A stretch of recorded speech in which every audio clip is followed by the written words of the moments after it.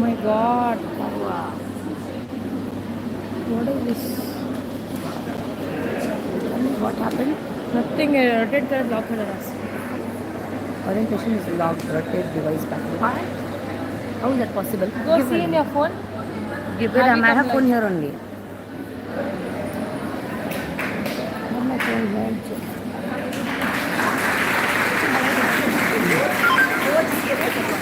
क्या मैम? क्या ma'am?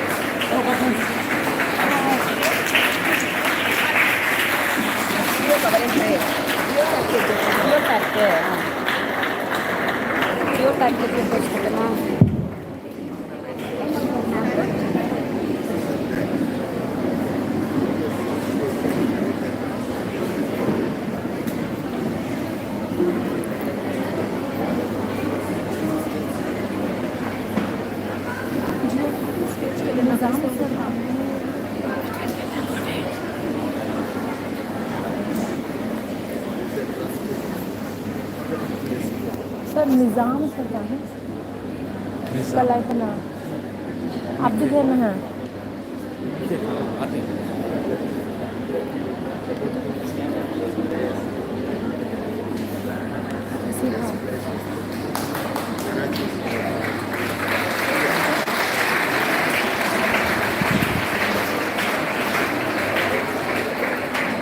Ma'am horizontal रेखा block हो जा रहा है.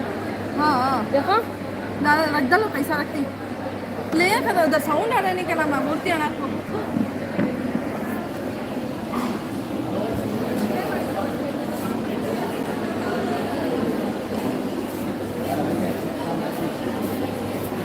हसीबा सी YouTube is it coming horizontal way में लॉक हो जा रहा है.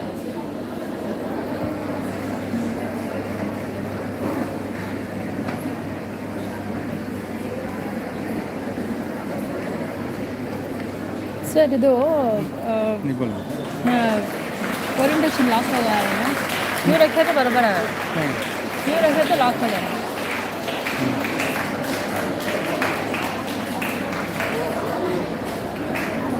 मालूम आपको अरबा जो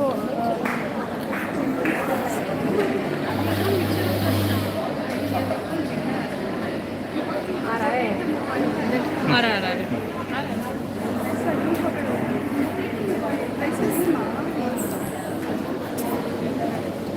अब आ रहा है like this.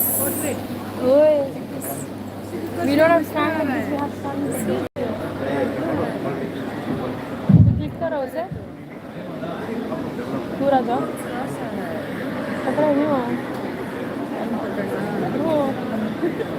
wow half knowledge is very dangerous girl.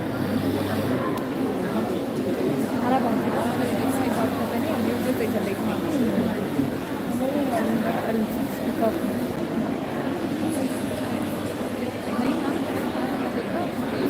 rotation on करें.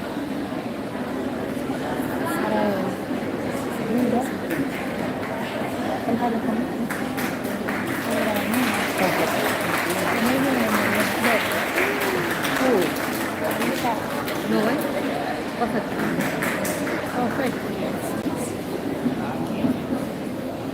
काफी लाभ छुआ वो चुन लगाना स्टैंड में एयरपोर्ट में.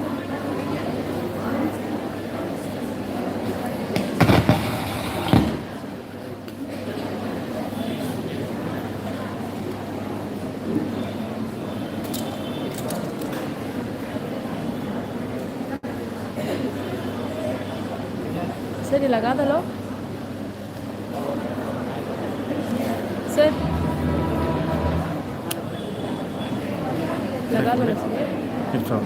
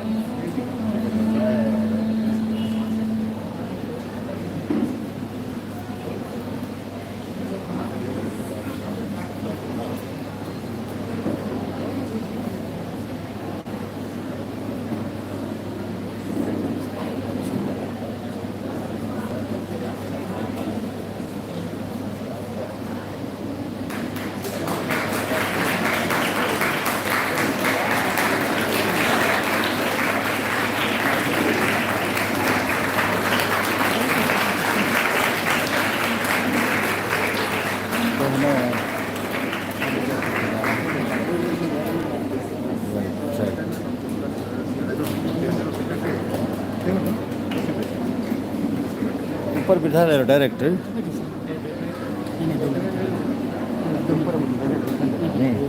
Video banana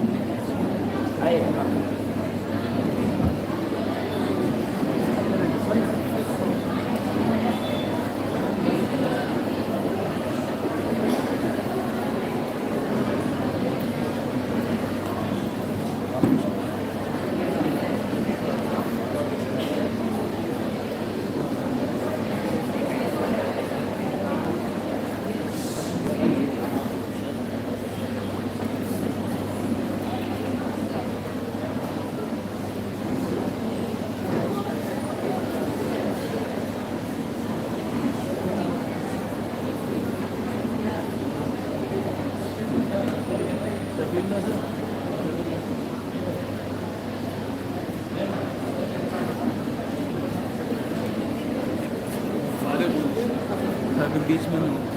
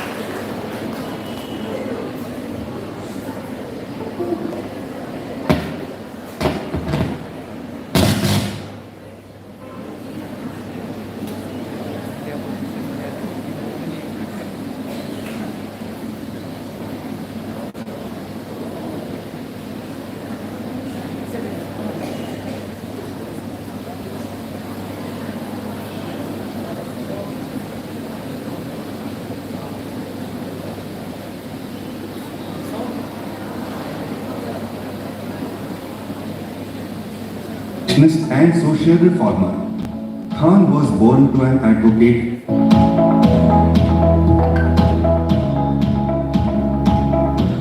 Dr. Mumtaz Ahmed Khan, also known as Baba-e-Tali, born on 6 September 1935, was an Indian humanitarian, educationist and social reformer.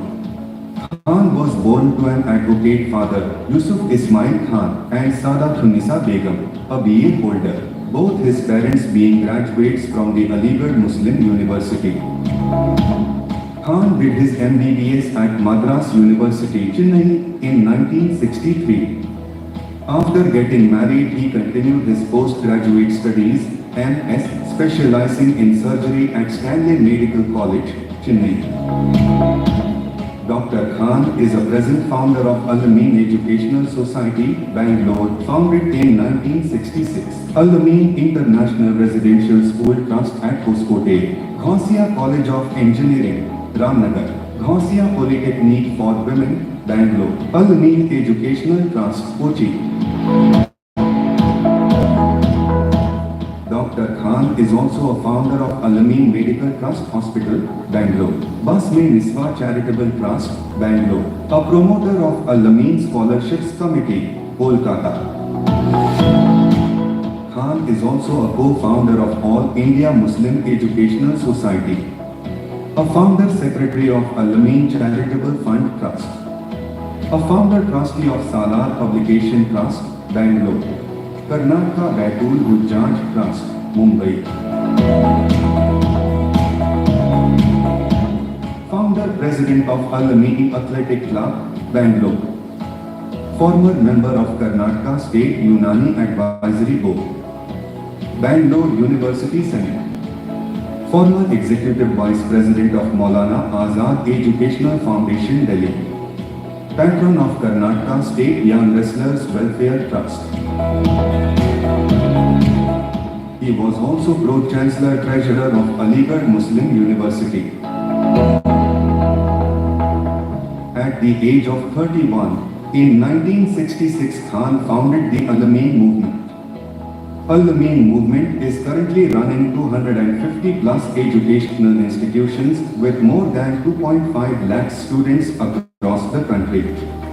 Starting from pre-nursery school, it has all types of educational institutes including medical and engineering colleges. He had decided to name it the Bangalore Educational Society, but was advised against this by his friend Khadar Hussain, who suggested Al-Amin Educational Society as a reference to the title given to Prophet Muhammad and which meant the trustworthy. Hussain later became the principal of Sabu Siddiq Polytechnic, Bombay. Khan was awarded numerous accolades for his work. The Dr. Mumtaz Ahmed Khan Best Teachers Awards are named after him. The most important ones are 1. Dr. V.C. Roy, Doctor's Day Award 2017 for the community and meritorious contribution to the profession by Indian Medical Association. 2. Honorary Doctorate by Tumkur University in the field of education 2011. 3. Karnataka Rajyotsava Award 1990 for education. 4. Kempegowda Award. 5. Sir Syed Ahmad Khan Awards by American Federation of Muslims from India at Chicago and Hyderabad. 6. Award for Education 2011 from His Holiness Dr. Shri Shri Shivkumara Swamiji, Shri Siddhaganga Math, Tumkur, Karnataka. 7. International Arya Bhatta Award for Education 2011. 8. Al-Amin All India Community Leadership Award for 1985. 9. All India Manufacturers Organization Award. 10. Federation of Senior Citizen Forums of Karnataka Award. 11. Junior Jesse's Award. 12. Public Relations Society of India Award.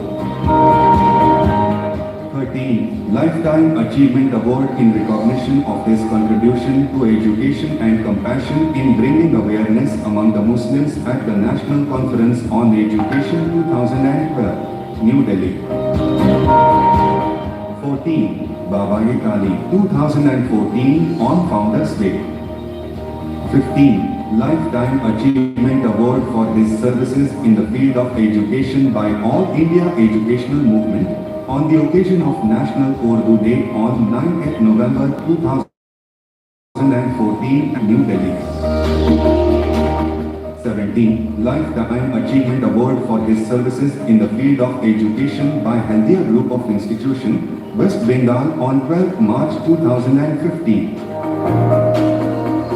18. A seminar hall has been named after Baba-e Talim Dr. Mumtaz Ahmed Khan Sahib at the campus of Haldia Group of Institutions, West Bengal.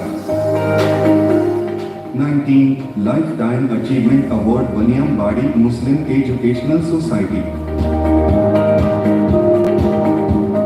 20. Lifetime Achievement Award Al-Amin Dr. Mumtaz Ahmed Khan Educational Trust Manipur.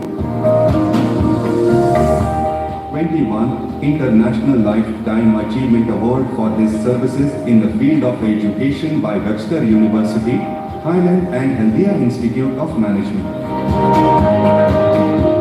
22. Lifetime Achievement Award 2016 in the name of Saint Teresa by West Bengal Minority Educational Development Society, Kolkata. 23. Centenary Award 2016 by the Muslim Literary Society, Trichirappalli.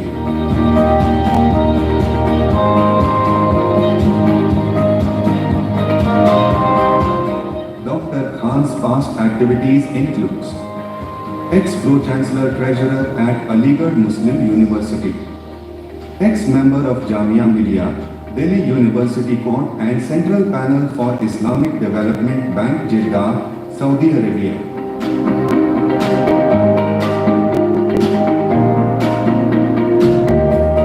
Dr. Mumtaz Ahmed Khan, whose noble journey concluded on May 27, 2021 in Bengaluru, leaves behind a profound legacy adorned with remarkable achievements, epitomizing unwavering dedication, kindness, and enduring inspiration for generations to come.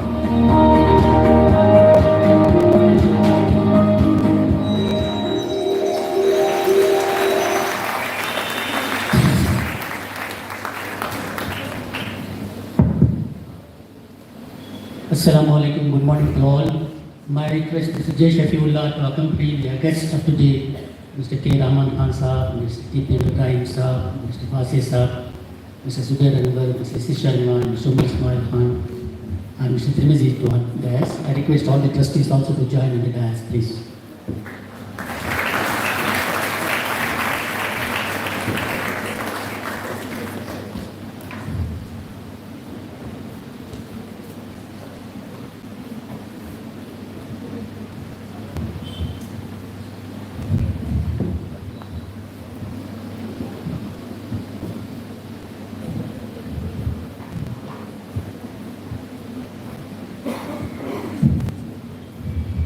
Let us start this historic seminar, which is being organized during this important year of a degree college, that is silver jubilee year of district college with Khirat. I request Kulsum to come on the dais and recite few verses from Quran.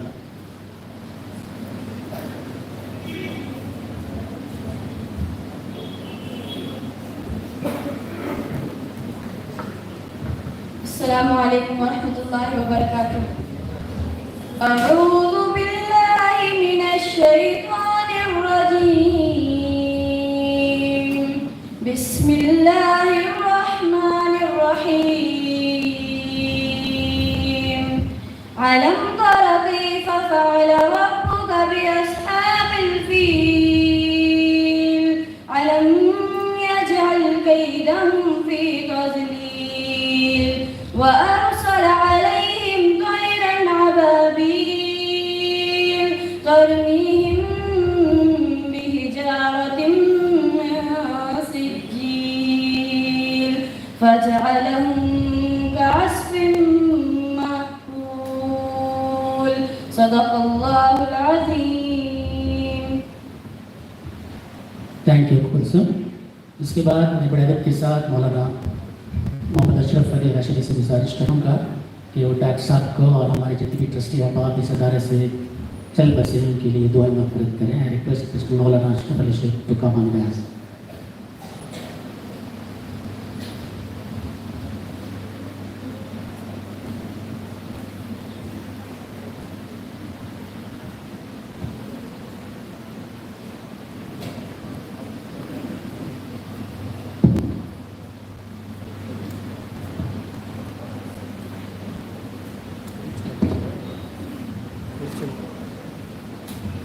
ایک مرتبہ درود شریف پڑھ لیں. لك الحمد لك الشكر يا الله. اللهم صل على سيدنا مولانا محمد وبارك وسلم. اللهم أنت السلام ومنك السلام. تباركت ربنا وتعاليت يا ذا الجلال والإكرام. ربنا آتنا في الدنيا حسنة وفي الآخرة حسنة وقنا عذاب النار.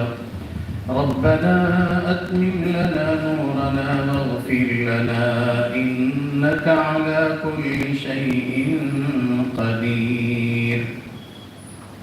اے اللہ ہم سب کے گناہوں کو معاف فرما. اے اللہ ہمارے خطاؤں سے درگزر فرما.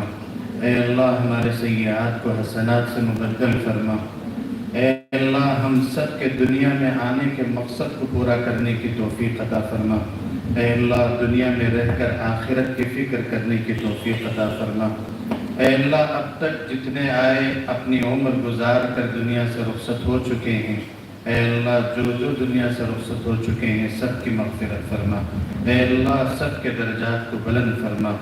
اے اللہ خصوصاً آج کی یہ محفل جس شخصیت کے نام سے جڑی ہے اے اللہ ڈاکٹر ممتاز احمد خان صاحب اس امت پر خصوصاً ہمارے ہندوستان پر ان کا بہت بڑا احسان ہے تعلیمی اعتبار سے. اے اللہ ان کی مغفرت فرما. اے اللہ ان کے درجات کو بلند فرما. اے اللہ انہیں جنت میں اعلیٰ علیین میں مقام عطا فرما. اے اللہ انہیں اپنی زندگی میں جانے یا انجانے جو غلطیاں ہوئی ہیں پروردگار ان غلطیوں کو اپنے فضل سے معاف فرما. اے اللہ آپ معافی کو بہت زیادہ پسند فرماتے ہیں. اے اللہ اگر کسی بندے کو معافی کا پروانہ مل جائے تو اس کا بیڑا پار ہو جائے گا. اے اللہ ان کے لیے عافیتوں کے فیصلے فرما. خیر کے فیصلے فرما. اے اللہ ان کے قبر کو نور سے بھر دے. اے اللہ انہیں کروٹ کروٹ جنت نصیب فرما. اے اللہ اسی طرح ڈاکٹر ممتاز احمد خان صاحب کے ساتھیوں میں سے بہت سارے افراد دنیا سے رخصت ہو چکے ہیں. جناب شکور صاحب, جناب صابر صاحب, جناب عبدالسلام صاحب, عبدالجبار صاحب, محمود خان صاحب, عنایت اللہ خان صاحب, جناب عبداللطیف صاحب, جناب عبدالحکیم صاحب, محمد مصطفیٰ صاحب اور جناب عتیق احمد صاحب, جناب ابراہیم خلیل اللہ خان صاحب, جناب محمود علی خان صاحب. اے اللہ اس کے علاوہ اور بھی بہت سارے ساتھی دنیا سے رخصت ہو چکے ہیں. سب کی مغفرت فرما. اے اللہ سب کے درجات کو بلند فرما. اے اللہ اس وقت اسٹیج پر جتنے صاحبان جمع ہیں اے اللہ سب کے لیے صحت کے فیصلے فرما. اے اللہ سب کے لیے عافیت کے فیصلے فرما. اے اللہ بڑی بڑی شخصیتیں یہاں موجود ہیں. اے اللہ ان کی تمام تر خدمات کو قبول فرما. اے اللہ علمین اداروں کی حفاظت فرما. اے اللہ PET کی حفاظت فرما. اے اللہ روزنامہ سالار کی حفاظت فرما. اے اللہ جتنے ہمارے تعلیمی اور ملی تنظیمی ادارے ہیں تمام اداروں کو قبول فرما. اے اللہ تمام اداروں کو نظر بد سے بچا.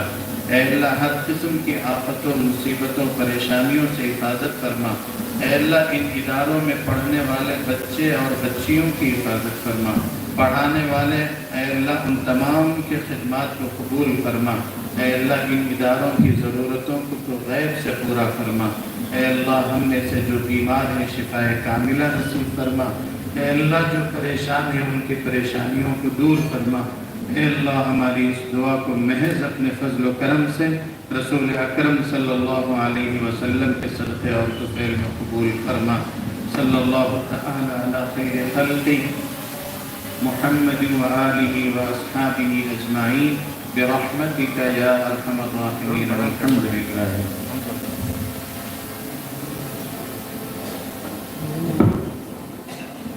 बहुत बहुत शुक्रिया मौलाना सर। इसके बाद हमारे इस अदारे के हाजिर जनाब शफीउल्लाह से गुजारिश करता हूँ कि वो आए मेहमानों का इस्तेमाल करें। I request J Shafiullah to welcome the guest of today.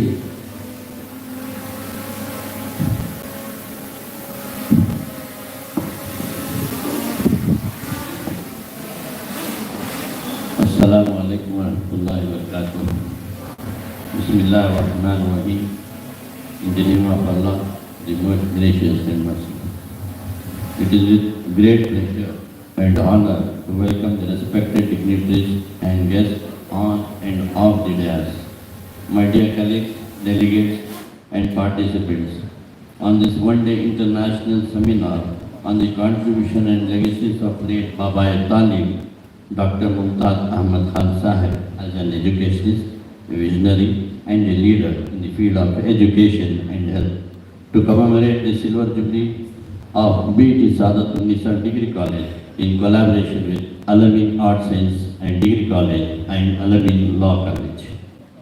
On behalf of BT and Alamin, I wholeheartedly welcome the Honorable Chairman, Bismillah Education Trust, the former Minister of Home, Mr. R. Roshan Beg, has graciously accepted our invitation to preside over the inaugural function. I request our working chairman, Janab Abdul Muhid Sahib, to felicitate Mr. R. Roshan Beg Sahib.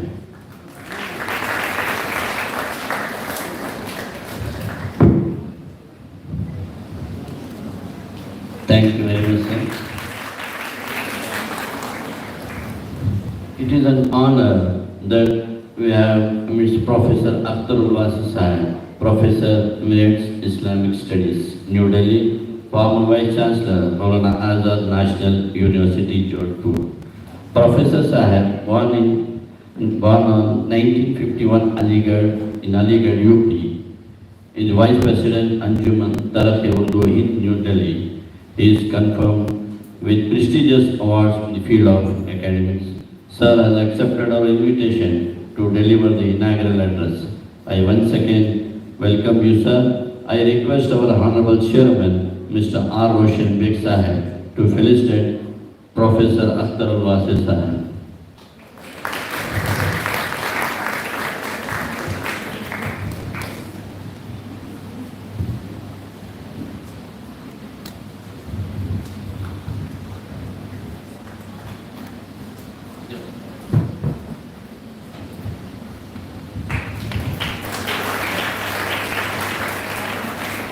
Thank you very much, sir.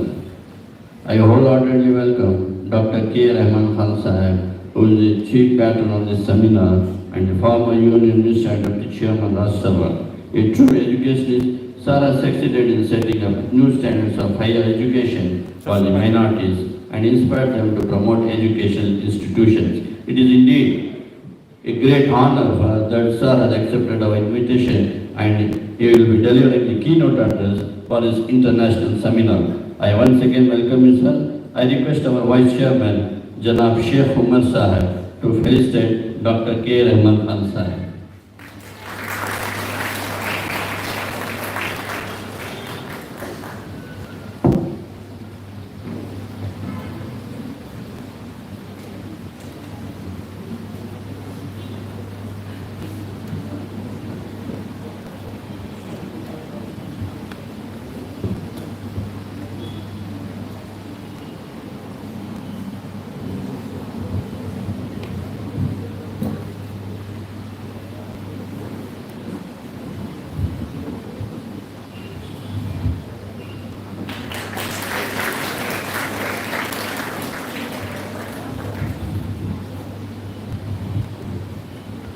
Thank you very much, sir.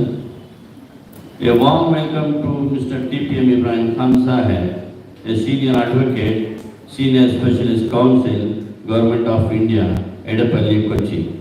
Former Assistant Solicitor General of India, Manager, Alamin Public School, Edapalli. Former Director, State Bank of India and Bank of Maharashtra. He is also the President Kerala CBSE Management Association. On behalf of BET and alumni, we welcome you, sir. I request our Honorable Vice Chairman, Mr. Sheikh Mahbub Sahib, to felicitate Mr. TPM Ibrahim Khan Sahib.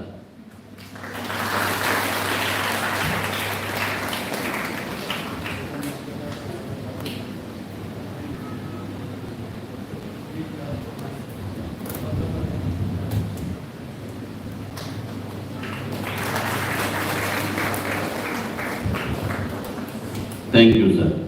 A special welcome to Mr. Muhammad Suhail Tirmizi, President Gujarat today. He is also advocate in Gujarat High Court since 34 years. Confirmed with many awards, he is one of the 9 members of Ajmer Dargah Committee from 2007 to 2012. He has applied in more than 175 cases of 2002 Gujarat riots without charging even for expenses. Till today, he is regularly appearing for victims of raids and Dalits too. He is the president of Lok Hit Prakashan Sarvajanik Trust that publishes daily Gujarati newspaper as Gujarat Today. Sir has accepted our invitation and is in the panel list. I once again welcome you, sir. I request our Honorable Joint Secretary, Mr. G.R. Riaz Ahmed, to welcome Mr. Tirmizi Sahib.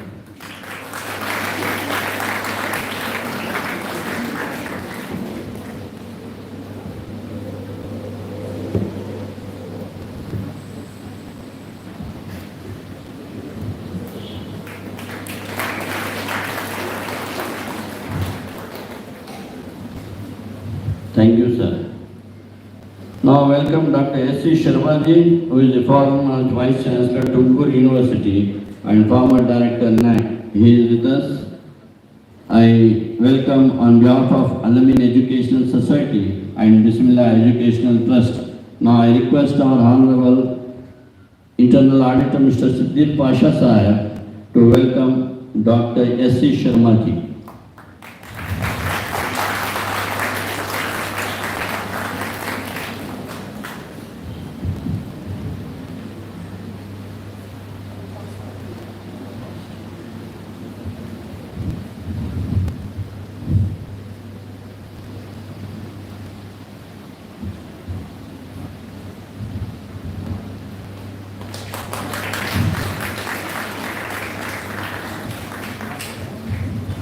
Thank you, sir.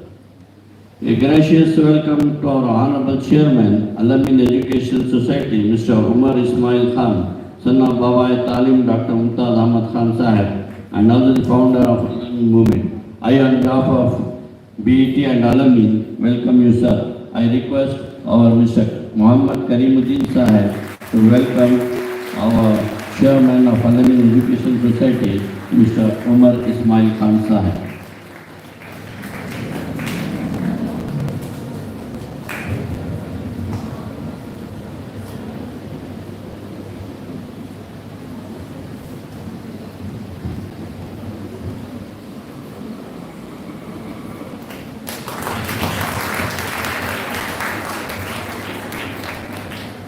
Thank you, sir. I also welcome Dynamic Secretary, Alumni Educational Society, Mr. Zubair Anwar, for this international seminar.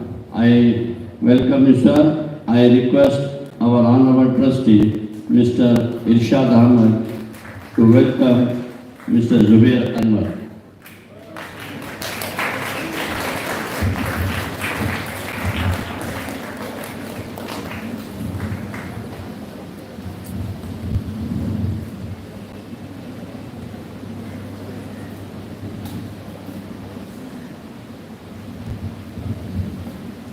I also welcome our Honorable Working Chairman, Mr. Abdul Muhib Sahib.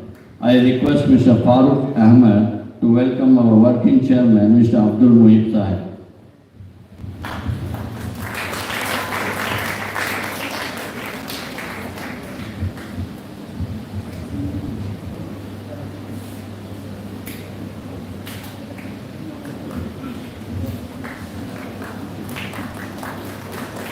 Sir, we are highly in depth to all these dignitaries for accepting our invitation to participate. We extend a warm welcome to them. I feel delighted to welcome Professor Muhammad Azam Shahid Sahib, Professor Y. Aziz Ahmed Sahib, Professor Jamil Ahmed Sahib, Professor Wasim, and Pharmacy Principal, and the members of our Bismillah Education Trust trustees, and also the managing committee members of Alamin Education Society, Mr. Irfan Beg, and other members.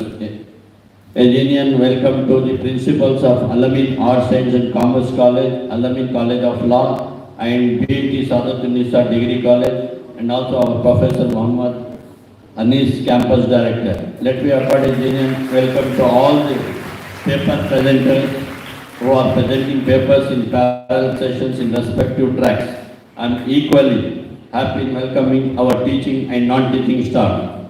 Finally, my sincere welcome to the print and electronic media for covering this international seminar.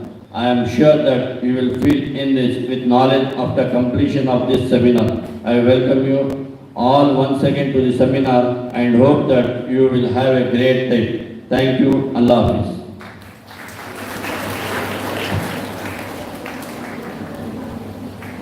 Thank you, J. Shabila Sahib, Treasurer of BET, who was instrumental in getting us all the luminaries, the galaxies of teachers on this dais. Thank you very much and welcome you also. Then let us go to the seminar. Our seminar is divided in two parts. We'll have inaugural lectures, then we'll go for the panel discussion because we had very good people like Professor Vasti, Professor Emeritus with us, and then we'll have panel discussion, then go for track. There are 3 tracks, then online. There are 11 people who are presenting papers from various parts of the world. And then we have 2 tracks from the local professors. Inshallah, it will go on after lunch at 3:45 we have valedictory. Let us start first with the address of Mr. Umar Ismail Khan, the son of Dr. Mumtaz Ahmed Khan, leading Alamin Educational Society with utmost sincerity and honesty. I request you, sir, to present your address. Thank you.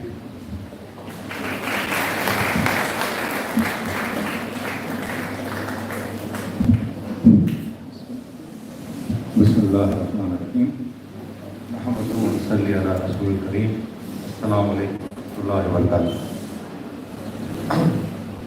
Respected President of the function, Janab Roshan Beg Sahib, former Union Minister and former Deputy Chairman of Rajya Sabha, Dr. K. Rahman Khan Sahib, Janab TPM Ibrahim Khan Sahib, Janab Kalimul Hafiz Sahib, Janab P.A. Inaugural Sahib, Professor Azam Shahid Sahib, and other dignitaries of the function, Janab Muhammad Saifullah Sahib and trustees of BET, staff and students, and invitees of the program.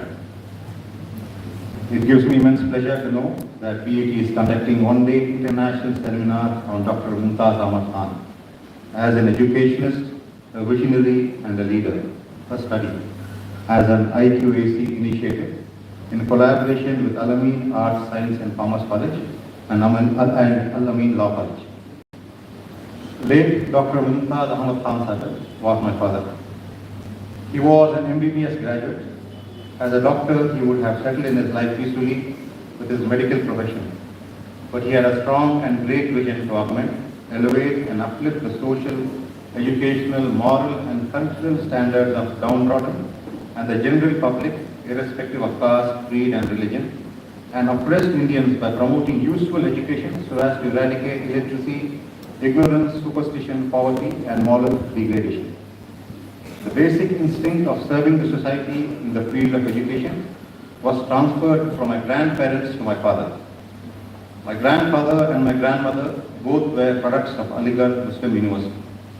My grandmother was an educationist by nature, and thereby the idea of starting an education institution was floated at a family event.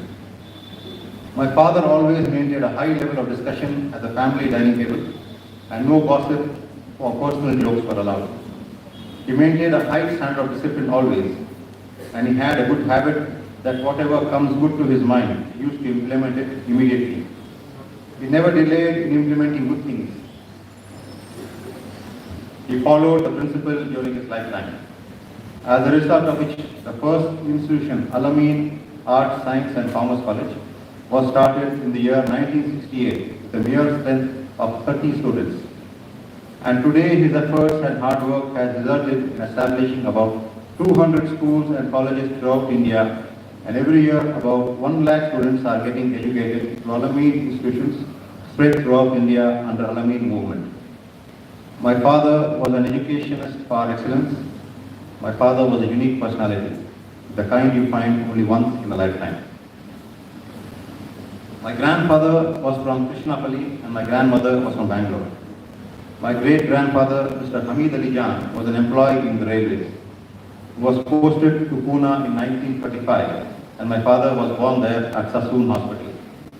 It was my grandfather's love and sacrifice for education that inspired my father to become an educationist. All other institutions that he established as a social worker are not with us now. It is only the educational institutions that we continue to administer. He was a man who personally did not like comforts. He used to put a power mat on the floor and sleep comfortably. He would eat any kind of food and stay happy. His favorite dress was a safari suit, and he advised his friends and staff to wear the same. He had great love for sports as he was a sportsman himself. He always had admiration and respect for all sportsmen, especially wrestlers. He used to say that a man has to be tough and physically strong always, and there should be no compromise on that. He insisted on me and my nephews to go to the gym. He always used to advise the younger generation that it is not necessary for us to stay at our homeland only. The whole world is an opportunity for us, and wherever Allah has kept this for us, we should go bravely and settle down there. The meal time was when the family got together. My grandmother and my father used to talk about their relatives. The most distant relatives was remembered and the link was established. He had some poor relatives too, who usually came to Bangalore on some work and stayed with us for months together. That was a very simple and lovely contributing life. He was a man who always planned well ahead of time. He had built his own grave in Al-Amin Medical College, Bijapur, 25 years before his death. Then later he placed his willingness to bury him at Al-Amin Residential School, Hoskote, where he has been presently buried. The tombstone that he made 25 years before his death, which was kept in Bijapur, was transported by me to Hoskote and was fixed on his grave there. He had given instructions to us by a letter and expressed his intention to admit him in a Muslim hospital and also not to put him on a ventilator when he became sick during old age. During COVID times, we never had a choice to decide which hospital he had to be taken to. But it was Allah's will that he was shifted to HBS Hospital under the care of Dr. Mateen and was treated by his student from Al-Amin Medical College, and he passed away without being put on the ventilator. May Allah grant him maghfirat and the highest position in Jannah where he deserves. My father has ignited the light of education among the masses, together with which inspiration the people have come forward to start educational institutions in most parts of the country like Assam, Jammu and Kashmir, West Bengal, Maharashtra, Kerala, etc. All Al-Amin institutions at Kerala are the result of this inspiration, which was catering to the educational needs of thousands of students under the leadership of Janab EPM Ibrahim Khan Sahib, who is present with us today. The dedicated service of my father rendered for the society are being hailed and recognized at international level under the banner of Al-Amin movement. My father maintained his association with high dignitaries always, like Dr. P.P. Singh, former Prime Minister of India, Mr. Manmohan Singh, former Prime Minister of India, Justice A.M. Hamadi, former Chief Justice of India, Mr. Syed Hamid, Chancellor Jamia Hamdard, Dr. A.R. Kidwai, former Chancellor Aligarh Muslim University, Dr. S.C. Sharma, Director NAC, Mr. Pushwant Singh, former Member of Parliament, author, diplomat and a freelance writer, Mr. P.A. Inaugural, education and social worker, etc., etc. And my father was the Pro-Chancellor Aligarh University for one term.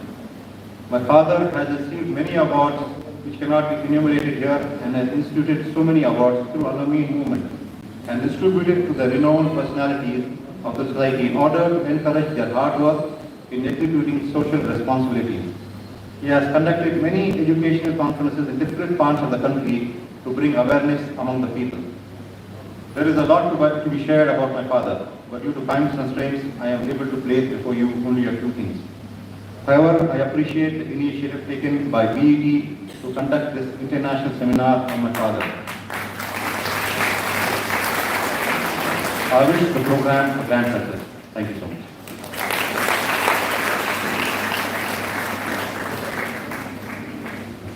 Thank you mister Umar Ismail Khan. इनसे बेहतर कोई शख्स नहीं होता था जो initial बात देता। And this will be published in the book of proceedings, will be published after it has been done. Thank you very much Ismail Khan. इंशाल्लाह in our leadership element the institution will grow. इसके बाद mister Sharma ji, the former director of NAAC, हम तड़प रहे थे last year इनको मिलने के लिए because he was the director of the NAAC. We missed our A grade by 0.03%. When we went in to actually invite for some function, he told, "You are coming for me to what you call bring it to A grade." इनके हाथ में था चाहते थे, we never went for that. We were happy with B++. Inshallah, in coming years, with your guidance, we'll do better than what we are doing it. Now, his desire is what will present his paper, at least gist of his paper, a summary of his paper during inauguration itself. May I request you, sir, to present. The Maulana is also here. आयतों के साथ अपना paper तैयार करके आए, जिस तैयार करके आए। With due respect, I request you to present the paper. Thank you. Come, sir.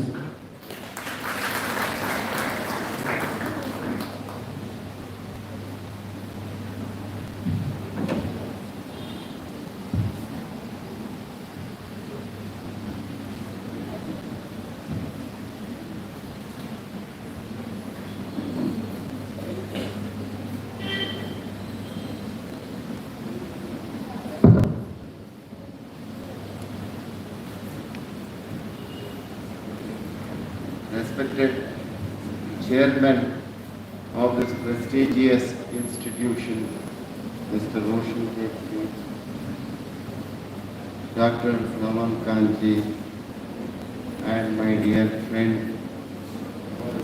Ji, and all others seated on the dais and off the dais. Yes, I quite remember. Gentleman said you got B++, you missed marginal 0.03 for A grade. Definitely, yes, I did mention that. I remember. But I wanted them to work hard and get A, which I'm sure they'll do it. I have always led a journey of honesty right from as principal till my director. I have never interfered with the process of evaluation. But when I looked at Alamin and BET, they are doing fantastic.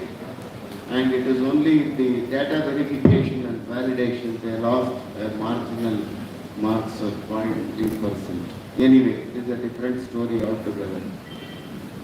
Life and achievement of Dr. Mumtaz Ahmed, Alamin movement's contribution to fostering interfaith and intercommunity harmony. In fact, ever since 1996, I knew late Dr. Mumtaz Ahmed Khanji. I was very closely associated with him. I would call him as a saint. He came to this world to do some great work. He was very, very focused. His focus was only on education. He would tell me how things were pre-independence time when he was studying. And there was a common factor. His grandfather and the ancestors had Karachi store in Trichy, and my mother's grandfather and all of them knew for decades. He had a creation, a creative creation. He had divine creation in his mind, and there was absolutely no fiction or conflict.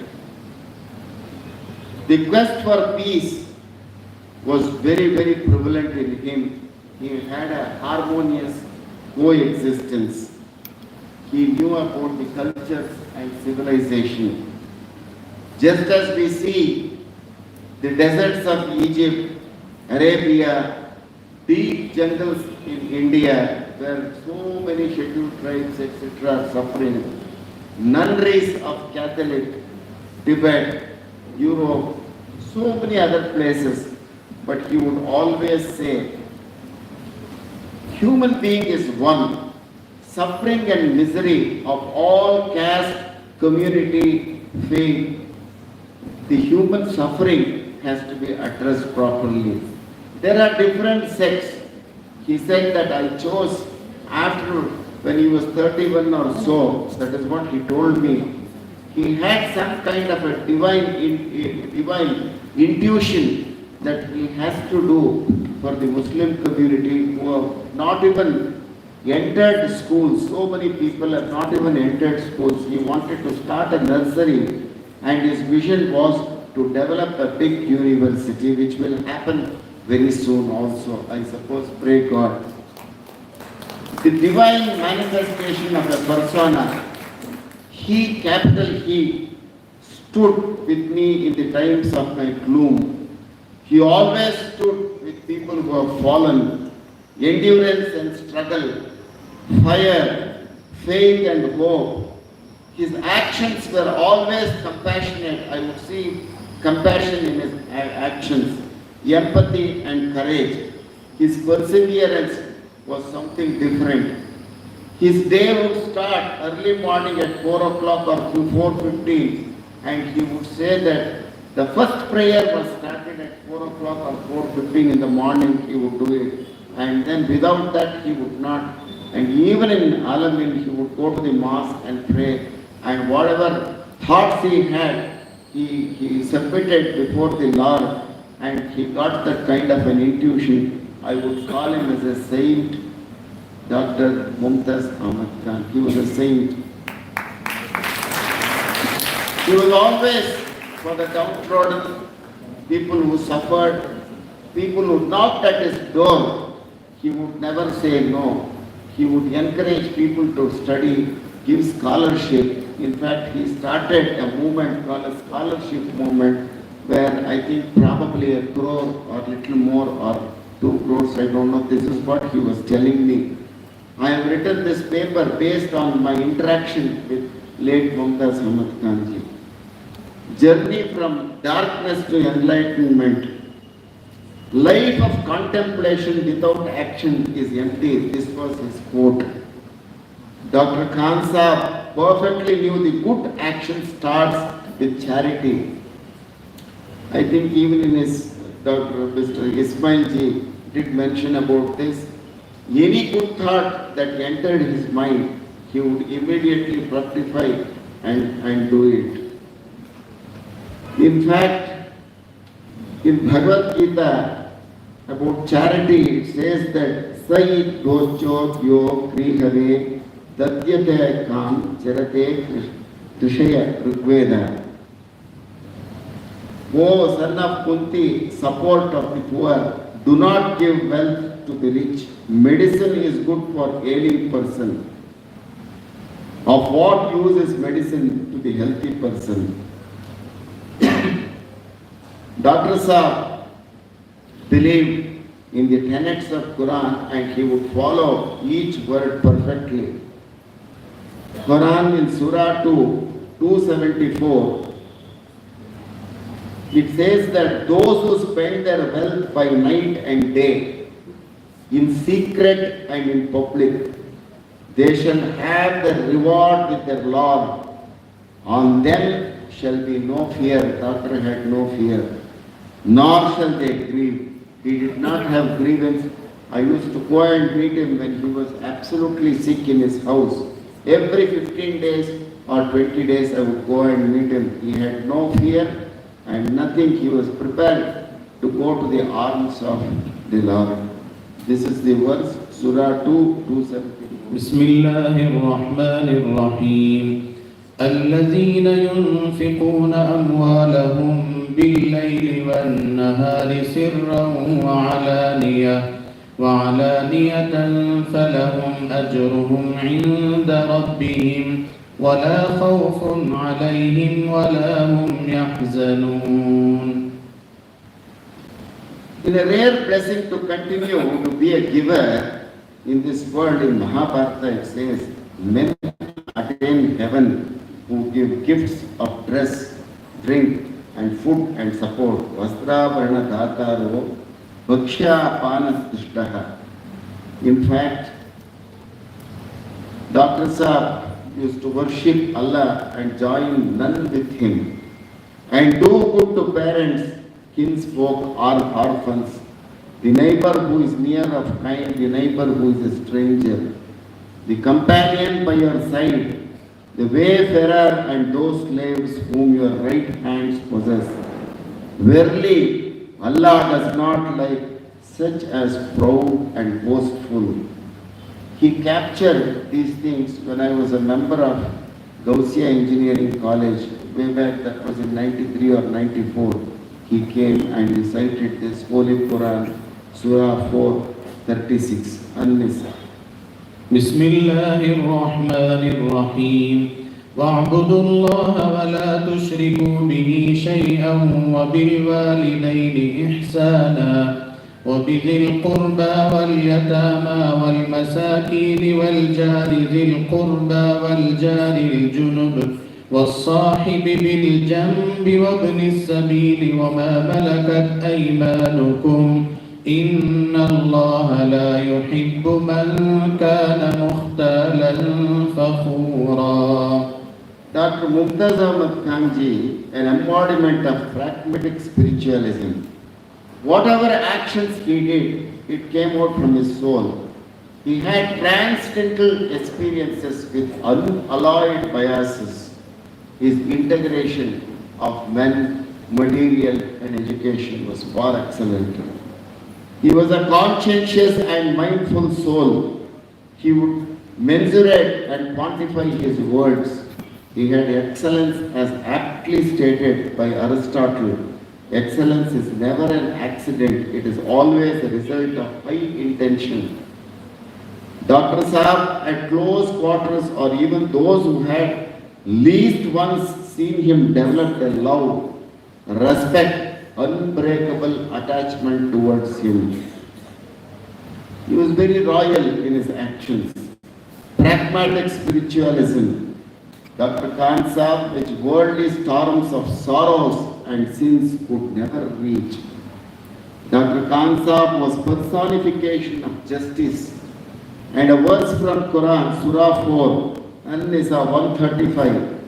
O you who believe, stand out firmly for justice as witness to Allah, even though it be against yourselves, or your parents, or your kind, be he rich or poor. Allah is a better protector to both. So follow not just the lusts of your hearts, lest you avoid justice. If you distort your witness or refuse to give early, Allah is ever well acquainted with what you do. بسم الله الرحمن الرحيم يا أيها الذين آمنوا كونوا قوامين بالقسط شهداء لله ولو على أنفسكم أو الوالدين والأقربين إن يكن غنيا أو فقيرا فالله أولى بهما فلا تتبعوا الهوى أن تعدلوا وإن تلبوا أو تعرضوا فإن الله كان بما تعملون خبيرا. Dr. Khan Saab's journey from goodness to godliness. As people understand truth, they have to understand great absolute truth. Dr. Saab started his career at 31. His last journey ended at 21. He attained absolute truth with conscious, superconscious. I can go on and on, but the time is limited. Conclusion, a close and systematic study of life and contribution of Dr. Mumtaz Ahmed Khan Saab's, including the movement which he created called Alameen movement, reveals the basic unity, intuitive perception of life, delight of love, creative spirituality, brotherhood, etc. In fact, yadyat karma Prakurvit Tat Brahmani Samarpaniye. Whatever work you do, concentrate that to Brahma, the Creator. The same thing is echoed in Quran, Surah 2, Bhagavad 188 of Quran. And eat up not one's other's property unjustly in any illegal way by stealing, robbing, deceiving, nor give bribery to the rulers, judges before presenting your cases, that you may knowingly eat up a part of the property of others is sinful. He was very conscious about it. Very conscious about each pie of the public money. I am completely aware of it. Bismillahirrahmanirrahim. ولا تأكلوا أموالكم بينكم بالباطل وتدلوا بها إلى الحكام لتأكلوا فريقا من أموال الناس بالإثم وأنتم تعلمون. In fact, he used to work with cooperation, and his mission of life on this universe was education, emancipation of all the poor people. Lastly, he would always encourage brotherhood. I have seen people from all community in the pharmacology, pharmacy departments, they would take admission. And all community in the arts and science, I have seen him paying money from his pocket also, because the scholarship was forbidden for the other communities there, as the trust was meant for a particular group. I have seen him parting money. Such a great human being, a universal brotherhood. He always believed Allah does not forbid you to deal justly and kindly with those who fought not against you on account of religion, nor draw you out of your homes. Verily, Allah loves those who deal with equity. He would follow the Constitution of India by letter and spirit. بسم الله الرحمن الرحيم. لا ينهاكم الله عن الذين لم يقاتلوكم في الدين ولم يخرجوكم من دياركم أن تبروهم وتقسطوا إليهم إن الله يحب المقسطين. In fact, the metaphysical science of both Hinduism and Islam explains about the notions of pain and pleasure, which are only the result of contact of senses with the objects, unreal state of change, existing of unchangeable, true knowledge of reality, and so on. Ultimately, the basic ground line is misery and suffering for all human beings is same. This great saint, great person, Dr. Mumtaz Ahmed did do a lot to this world, to the field of higher education, primary education, health education. We pray for his soul. May God bless all of us through him. I seek his blessings. Seek all your blessings.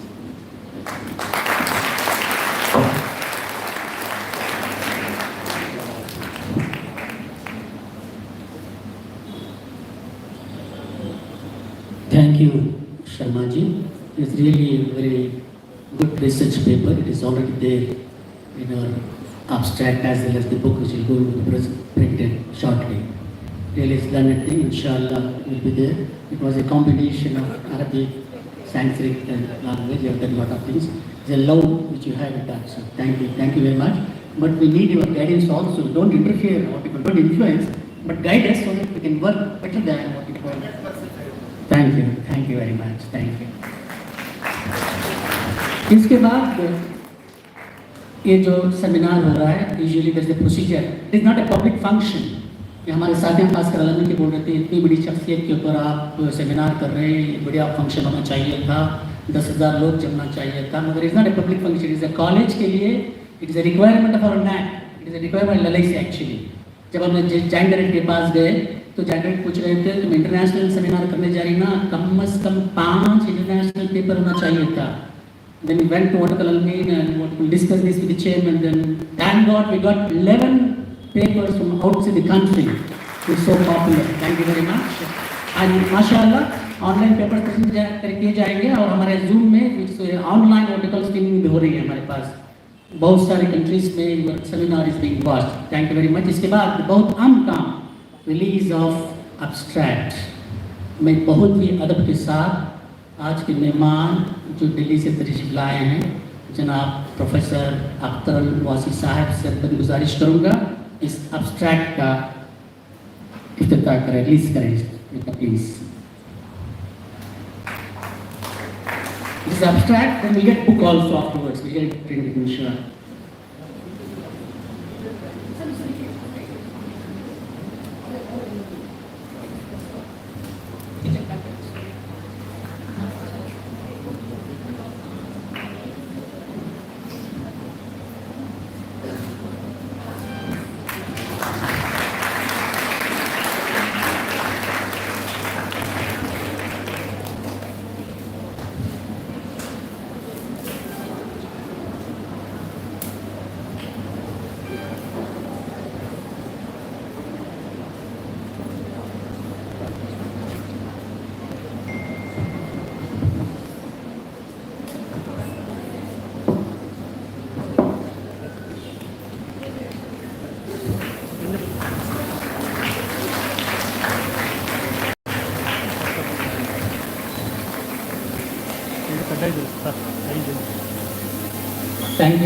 Thank you very much. It is only abstract, inshallah we get the complete paper books. इसके बाद बड़े अदब के साथ professor साहब से गुजारिश करूँगा कि अपने तासुरात 5-7 मिनट लिखें उसके बाद we have panel discussion where we will interact with all of you. Professor Ahmed was come all the way from Delhi. He was a renowned professor emeritus. शुरू करता हूँ अल्लाह के नाम जो रब्बुल आलमीन है रहमानुर रहीम है मालिक यौमुद्दीन है हम जिसकी इबादत करते हैं और जिससे मदद चाहते दुरूद व सलाम उसके नबी बरहक सैयदुल मुरसलीन खातिमुन नबीयीन शफीउल मुज़नबीन रहमतुल लिल आलमीन उम्मत खिज़रा के मकीन जनाब अहमद मुस्तफ़ा मोहम्मद मुस्तफ़ा सल्लल्लाहु अलैहि वसल्लम उनकी आज़म काबिल एहतराम सदर आली कद्र मेरे भाई मेहरबान और करम फरमा जनाब रोशन बेग साहब जिनकी रोशनी से हम सब जानते हैं कि मफर नहीं है और अल्लाह ताला इनका इकबाल इसी तरह करता है काबिल एहतराम मेरे मुरब्बी और मेहरबान जनाब के रहमान खान साहब जो कि मेरे लिए एक आइडियल की हैसियत रखते हैं आइकॉन की हैसियत रखते हैं जनाब सुहेल तिरमिज़ी साहब प्रेसिडेंट गुजरात टुडे भाई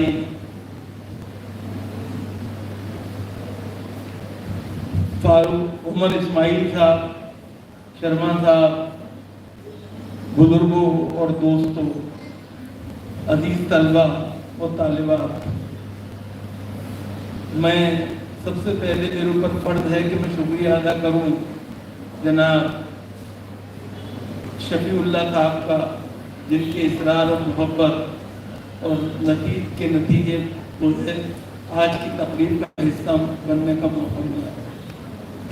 आज की तकरीर जिस शख्सियत के नाम मौसूम है डॉक्टर मुमताज़ अहमद खान वो बुनियादी तौर पे आप बाबाए तालीम की हैसियत से जानते हैं मैं उन्हें सर सैयद साउथ के सर सैयद की हैसियत से वो बुनियादी तौर पे पैदा तो तमिलनाडु में हुए लेकिन उन्होंने अपनी कर्मभूमि कर्नाटक को बनाया और यहाँ पर उन्होंने तालीम की जो तहरीक चलाई वो तहरीक अलमीन के नाम से जानी जाती है। साहिबो तहरीक अलमीन इसका नाम होना बुनियादी तौर पे उस सादिक व अमीन के मिशन की तजदीद करना है जिसने जो कि जब गारे हिरा से सूए कौम आया था तो अपने साथ नमाज का हुक्म नहीं, रोज़े का हुक्म नहीं, हज का हुक्म नहीं, ज़कात का हुक्म नहीं, बल्कि इकरा का मूल मंत्र लेके आया, जिसने फरमाया था इल्म हासिल करना फर्ज है हर मुसलमान मर्द पर, हर मुसलमान औरत पर। जिसने कहा था इल्म हासिल करो माँ की गोद से लेके कब्र तक। डॉक्टर मुमताज अहमद खान साहब ने यही सोचा कि क्या वजह है कि एक ऐसे नबी की उम्मत में होने के बावजूद हम तालीम के एतबार में पसमानदा हैं। सच्चर का सच क्या है? सच्चर का सच यही तो है कि हम तालीम में हों, समाजी हो मामलात में हो या मुआशी मामलात में हो, पसमानदा। ये पसमानदगी क्यों है, ये सवाल था जो डॉक्टर साहब ने सच्चर के क़याम से बहुत पहले जिसका अंदाज़ा लगा लिया था और जिसके लिए काम किया। उन्होंने बुनियादी तौर पे हम सब जानते हैं और हमें सबको पता है कि उन्होंने ये जान लिया था कि दुनिया में हर चीज़ बदल सकती है, अगर नहीं बदल सकती तो वो सुन्नत इलाही नहीं बदल सकती। और सुन्नत इलाही क्या है? सुन्नत इलाही सूरह बकरा जब हम पढ़ते हैं तो अब जहाँ तख्लीक़ आदम का वाक़या आता है हम देखते हैं कि फरिश्ते जो आमन्ना और सद्दक़ना कहने के अलावा कुछ नहीं जानते, वो आदम की तख्लीक़ के बारे में थोड़ा संकोच का शिकार, उन्हें झिझक थी, तकल्लुफ़ था, लेकिन अल्लाह रब्बुल इज़्ज़त ने फरिश्तों से कहा चीज़ों के नाम बताओ, फरिश्ते नहीं बता पाए। उसके बाद आदम से कहा, आदम ने फर बता दिया। सवाल ये है, उसके बाद अल्लाह ने फरिश्तों से कहा कि आदम को सजदा करो और रोज़े अज़ल क़यामत तक के लिए अपनी इस सुन्नत को अमर कर दिया, दवामी बना दिया कि जो नहीं जानते हैं उन्हें झुकना पड़ेगा उनके सामने जो जानते हैं। और नतीजा ये हुआ कि हम सब जानते हैं, जब तक हम जानते थे दुनिया हमारे सामने जानों में तलम्मुस तय करती थी, अब हम नहीं जानते हैं तो कोई हमें खातिर में क्यों लाए। डॉक्टर मुमताज अहमद खान और उनके रुफ़क़ा ने इसी बात का एहसास किया और उसके नतीजे में हमें अलमीन के इदारे कायम हुए। अलमीन के इदारे सिर्फ कर्नाटका में कायम नहीं हुए और सिर्फ साइंस, आर्ट्स और कॉमर्स कॉलेज नहीं कायम हुए, सिर्फ इंजीनियरिंग और मेडिकल का क़याम नहीं हुआ, बल्कि उन्होंने हर तरह के इदारों के क़याम की कोशिश की। प्री प्राइमरी से लेके और डिग्री कॉलेज तक वो इस काम को करते रहे। आज सवाल ये है कि जब डॉक्टर मुमताज अहमद खान हमारे बीच में नहीं है तो हमें क्या करना चाहिए। मुझे खुशी है कि हम जिस इदारे में जमा हैं, ये इदारा उनकी वालदा के नाम पे है, वो बिस्मिल्लाह एजुकेशन ट्रस्ट में कायम कर रखा है और रोशन बेग साहब की सरपरस्ती में ये इदारा खूब तरक्की कर रहा है। यहाँ वैसे भी तरक्की करनी चाहिए, जब मेहदी की को तलब करेंगे तो नुसरत आपके हिस्से में आनी आनी। ये बुनियादी तौर पे तयशुदा अम्र है, इसमें कोई शक नहीं है, क्योंकि मेहदी का साथ जो देता है वो कामयाब होता है, वो जो नहीं देता वो दज्जाल का साथी कहलाता है। तो रोशन बेग साहब ने ये काम किया कि उन्होंने और उसके नतीजे में उनके हिस्से में नौशाद भी आए, जावेद अख्तर भी आए, ये एक बड़ी खूबी की बात है। लेकिन आज जो सबसे बड़ा सवाल है, जो मैं जिसके लिए मुझे बेहद खुशी है, जिसका मैं एतराफ़ करना चाहता हूँ, इजहार करना चाहता हूँ, हम जिस ज़माने में जी रहे हैं, इस ज़माने में हम असरियत जो है वो हिजाब भी है और अजाब भी है। लेकिन रहमान अली खान हो या हमारे रोशन बेग साहब हों या इनके दूसरे रुफ़क़ा हों, इन्होंने ये काम नहीं किया, बल्कि डॉक्टर मुमताज अहमद खान की वालदा के नाम पर कॉलेज को कायम किया। ये बड़ी बात है, इसके लिए जितना भी इनका को मुबारकबाद दी जाए। शहादतुन निसा बेगम जो थी वो अलीगढ़ की पढ़ी हुई थी, उनके शौहर भी अलीगढ़ के पढ़े हुए थे, उनके बेटे और पोते जो हैं वो अलीगढ़ पढ़े हुए नहीं थे, लेकिन डॉक्टर मुमताज अहमद खां को इस बात का शरफ और इख्तियार हासिल था कि वो अलीगढ़ मुस्लिम यूनिवर्सिटी जो उनके वालिदैन की तालीमगाह थी, मादरे इल्मी थी, उसके वो ऑनरेरी ट्रेजरर भी रहे और प्रो चांसलर भी रहे। और मैं एक बार अलीगढ़ का पढ़ा हुआ हूँ, अलीगढ़ में पैदा हुआ, अलीगढ़ में पढ़ा और भला पढ़ा। मैं इसका एतराफ़ करता हूँ कि अलीगढ़ के अंदर जो खतीर अतियात डॉक्टर साहब ने जमा किए उसका गैर मामूली तौर पर जवाब नहीं है। और अलीगढ़ का की जो आजकल पहचान बना हुआ है बाब सैयद, वो जो उसकी तामीर हुई वो डॉक्टर साहब के लाए हुए अतियात नहीं हुई। इस बात का भी हमें एतराफ़ करना चाहिए। साहिबो, डॉक्टर साहब का मामला ये था कि वो उनकी उम्मीद कलील और मकासद जदीद, ये सबसे बड़ी बात है, इसका हमें एतराफ़ करना चाहिए। दूसरी बात जो मुझे यहाँ अर्ज करनी है और जिसे मैं कल से बार बार दोहरा रहा हूँ, वो इसलिए कि मेरी उससे जुड़ी हुई यादें हैं। एक फ़ोटो लगा हुआ है डॉक्टर साहब का, मैं भी उसमें शामिल हूँ, और वो क्या है, इस्लामिक स्टडीज़ का इफ्तिताह हो रहा है। सवाल ये है, आज मुझे अफसोस है कि इस्लामिक स्टडीज़ में सिर्फ डॉक्टर साहब का एक ख्वाब जो था वो पूरा हुआ और एक ही PhD हो पाई, जबकि वो सिलसिला जारी रहना चाहिए था। और कर्नाटका में जारी नहीं रहेगा तो फिर कहाँ जारी रहेगा? ये सोचने वाली बात है। हमें शर्मा साहब जैसे लोग मौजूद है हमारे पास, तो हमें इनका फ़ायदा उठाना चाहिए, इनकी मदद लेनी चाहिए और तालीम को, इस्लामिक स्टडीज़ को एज ए सब्जेक्ट जो है अपने इदारों में बाकायदा तौर पे सब्जेक्ट के तौर पे इंट्रोड्यूस करना चाहिए। अगर पहले कॉलेजेस में आना चाहिए, कॉलेजेस के बाद यूनिवर्सिटी में भी बाद में वो आ सकता है, मुझे उसकी वो नहीं है। अलमीन के इदारों को ज़रूरी तौर पे इस बात की कोशिश करनी चाहिए कि वो इस्लामिक स्टडीज़ का निसाब जो है अपने यहाँ शामिल करें।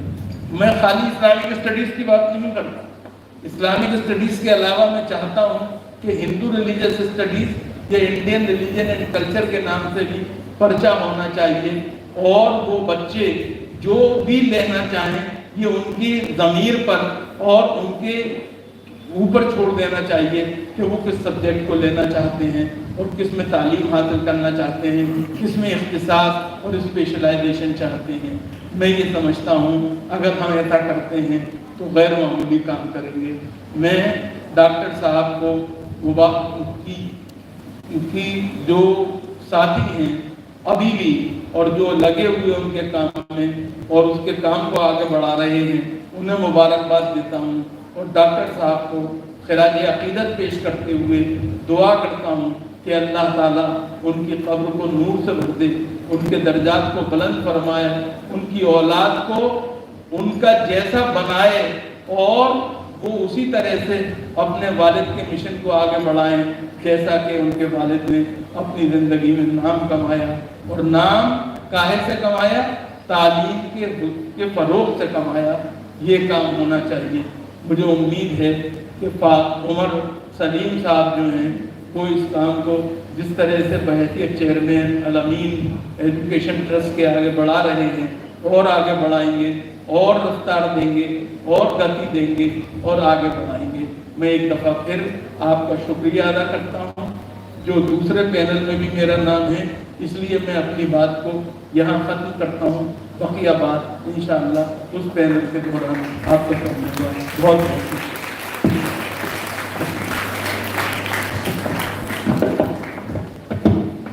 बहुत बहुत शुक्रिया प्रोफेसर साहब, आपने हमारी पुरानी यादें ताज़ा कर दी। यहाँ पर जिन्होंने अलमीन केम फरीद रिसर्च इंस्टीट्यूट के लिए परमिशन दी थी वो भी यहाँ पर मौजूद हैं। शर्मा साहब तुमकुर यूनिवर्सिटी के वाइस चांसलर थे। उन्होंने अपने इंटरेस्ट से एक नया पैसा फीस दिए बगैर अलमीन केम फरीद रिसर्च इंस्टीट्यूट का परमिशन दिया था, जिसको हमने शुरू किया था, जिसका इफ्तिताह प्रोफेसर साहब के हाथों में था। इसलिए था कि he is the authority on Islamic studies. We were proud to have him here. Inshallah, Mr. Umar Ismail and Khan Sahib should revive this. उसमें चारों ने एडमिशन लिया था. The only woman who completed PhD in Islamic studies, that too in English. North में ज़्यादा से ज़्यादा उर्दू में PhD किए हैं, मगर अंग्रेजी में PhD करने वाली साउथ इंडिया से एक ही औरत थी, वो थी doctor Saeeda. She is sitting somewhere here. She completed a PhD degree from Al-Amin Institute. इस काम के लिए डॉक्टर साहब ने बड़े ही इंटरेस्ट से काम किया था. उनके लिए मैसूर भेजा करते थे, कार दिया करते थे, पूरे खर्चा दिया करते थे. तो it was his will that someone should take what you call Islamic studies in English. बहुत सारे इल्मा इकराम कर रहे हैं मगर अंग्रेजी में किए. Madam is also there, you just think it over and जो हमारे प्रोफेसर साहब कहें इस पर अमल करके दिखाएंगे इंशाल्लाह. Will start it and Iqbal Ahmad साहब तो कई मरतबा जिक्र किए, वी शुड रिवाइव इट इंशाल्लाह. Will right. Thank you very much professor साहब. इसके बाद बारी खान साहब की. ये जो अदारा परवान चढ़ रहा है, चढ़ा है only because of his moral support, financial support from the Inception. Way back 85, 86, 87 से ये और अमीन टीम ने हमारे लिए मदद करते आए हैं, moral as well as financial. तो हम चाहा जब हमने मीटिंग में बात इस रखी तो उमर साहब और सब ने इत्तेफाक किया the chief pattern of this seminar should be doctor के रहमान खान. आज हमारे साथ मौजूद हैं. आपको अल्लाह सेहत दे, अभी बहुत सारे काम होना चाहिए. हम आपसे अकबर गुजारिश करेंगे कि आज का सेमिनार का की एड्रेस पेश करें. डॉक्टर के Rahman Khan, former union minister and farmer deputy chairman Rajya Sabha.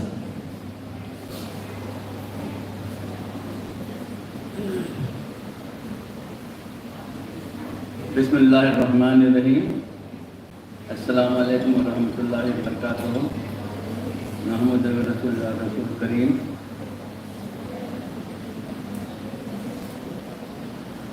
Chairman of this inaugural function of the seminar,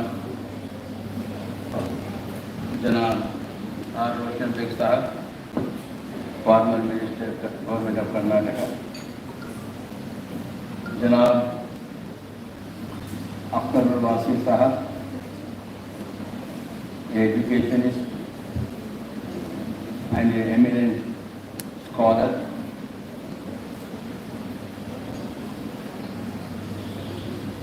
Janab Umar Ismail Khan Sahab, Chairman Al-Amin Education Society.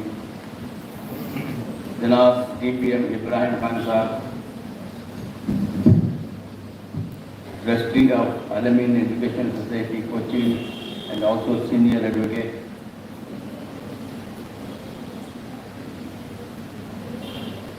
Janab Zubair Anwar Sahab, Secretary Al-Amin Education Society. Dr. Sharma Sahab और हमारे गुजरात से आए हुए सिरनीजी साहब,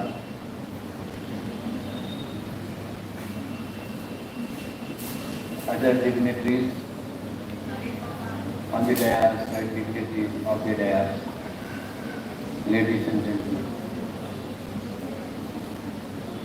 It is a great honor for me to be part of the international seminar on life and achievement of Dr. Mumtaz Ahmed Khan as an educationist, a visionary and a leader. In collaboration with Al-Amin Arts, Science, Commerce College and Al-Amin Law College. Now, just before me, Dr. Sharma Akhtar Wasi Sahab has spoken on the life and achievement of Dr. Mumtaz Ahmed Khan and his personality. We have to remember that our elders who laid the foundation stone for any type of movement should be remembered, and there should be, their vision should be shared and carried forward. No doubt, Dr. late Mumtaz Ahmed Khan Sahab was a visionary and dedicated his life for promotion of education among all sections of society, in particular Muslim community. It is important to study the life of visionaries, their vision and achievements, the difficulties they have encountered, as well as their contribution to the overall development of society. Such seminar and discussion can help the future generation to commemorate and learn from these personalities and their life and remember their legacy. To more about a person and their contribution, one should have good understanding of the course of journey of their life.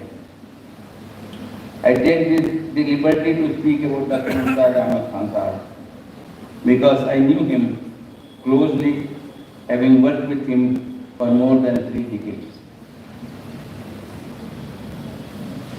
Dr. Mumtaz Ahmed Khan hailed from Tiruchirappalli, Tamil Nadu, and his parents were deeply involved in politics.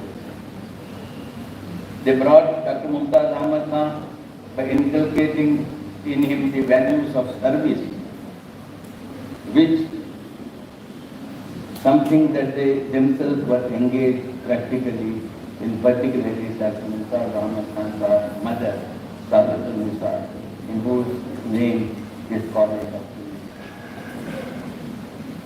After completing his medical education, Dr. Mumtaz Ahmed Khan wanted to continue his medical practice by shifting from Tiruchirappalli to Bangalore. His wife is from well-reputed family of Bangalore. When he came to Bangalore, the principal of Jamal Muhammad College, where he studied, mentioned to him that despite Bangalore being a big city, there was no Muslim-run postgraduate degree college in Bangalore. Dr. Mumtaz Ahmed Khan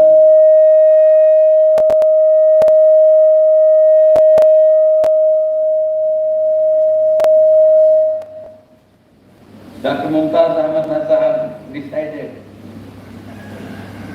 to address this issue and took the initiative to discuss the matter with good, like-minded people, including then Mrs. Abbasiya Begum Makki, then MLC, Mr. Abis Sharif, a social worker, Ismail Sharif Sahab, a retired IAS officer, and some other, and established an organization in the name of Al-Amin Education Society. Al-Amin Education Society was established in the year 66. Mrs. Abbasiya Begum Makki and Abis Sharif were the founder, chairman and secretary of the Al-Amin Education Society. Being MLC, Mrs. Makki had influence in the government, and so the society was able to get permission to start Al-Amin Arts, Science and Commerce College. To establish an educational institution having an appropriate physical location is very important. In this regard, Dr. Mumtaz Ahmed Khan's father-in-law played a very important role. They came forward to hand over some land of Dr. Mumtaz Ahmed Khan, a bungalow, then to start the college. The college started in a bungalow of Dr. Mumtaz Ahmed Khan's father-in-law in Kalasipalli. In the beginning, Dr. Mumtaz Ahmed Khan Sahab faced considerable difficulty in establishing the college.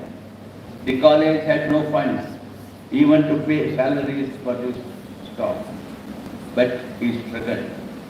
He never gave it up. I mean, the difficulty he encountered in the beginning to start the college without any funds is a very difficult job. Now, nobody came forward at that time. He has to struggle, he has to borrow, he has to put in his own money.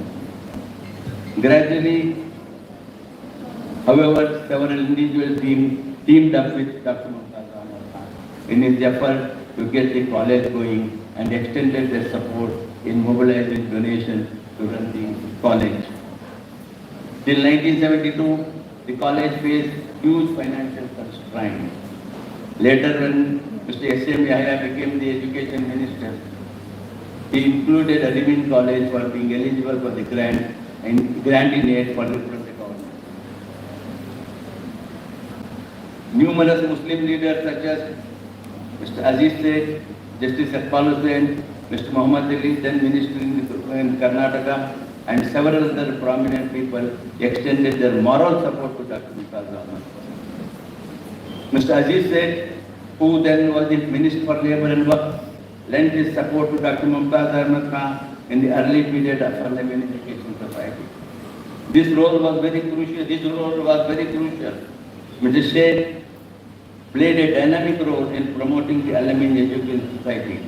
As a Minister of Work, he helped the society to get prime 6 acres of work land on Sitaya Road, just opposite to Lalbagh on a 99-year base, where now the Alamein Education Society and the exhibition complex exist. The land that was leased out to the society had been illegally encroached.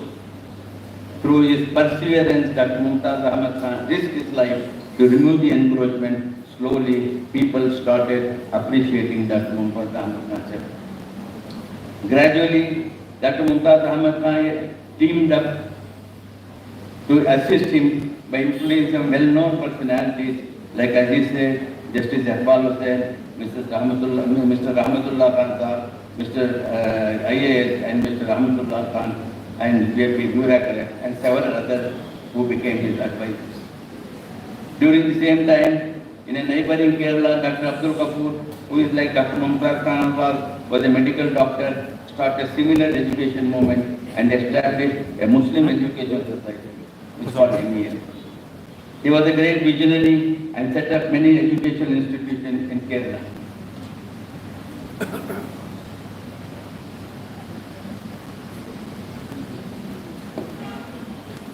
Somewhere 1972 or 73, Dr. Mumtaz Ahmed Khan and Dr. Abdul Kapoor decided to organize a Muslim education conference. This was an All India Muslim Education Conference which was held in Patna, Bihar. National leaders like Dr. Ali Ahmed, the former President of India, and other dignitaries took keen interest and encouraged the movement. This resulted in establishment of Muslim education movement under the banner All India Muslim Education Society, and merging both the institutions and creating a new All India body to work for the promotion of education throughout the country. It worked very well, and with that, a new era started from South India to educate the Muslims of the country. But unfortunately, sometimes differences cropped up, even between great leaders, differences of opinion triggered between two visionaries, and this affected the united effort. Dr. Mumtaz Ahmed Khan came out of the All India Muslim Education Society and formed a separate body, the Alamein Education Movement. This is how the Alamein movement began, from merely being a society to running education institutions under the banner Alamein Movement. Dr. Mumtaz Ahmed Khan promoted the Alamein movement. He defined a new role for himself, and that is of guide, philosopher, and a motivator. He thought that establishing one or two institutions would not solve the education and economic problems of the community. What was required was a movement to motivate thousands of people to come forward to address the education, the economic, and backwardness of the community. He detached himself from the day-to-day management of the Alamein Arts and Science College and entrusted it to the duly elected body and took up much bigger task of touring the different parts of the country and motivating people for the cause of education. And the motivation, with the result of the motivation, two big institutions.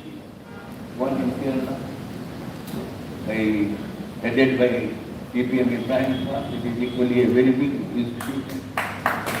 And another was in Alamid movement in West Bengal. And he took keen interest. Some people came forward, some people they didn't came forward, but his task was to motivate, and his motivation has helped to come up several institutions in the country, and for his motivation.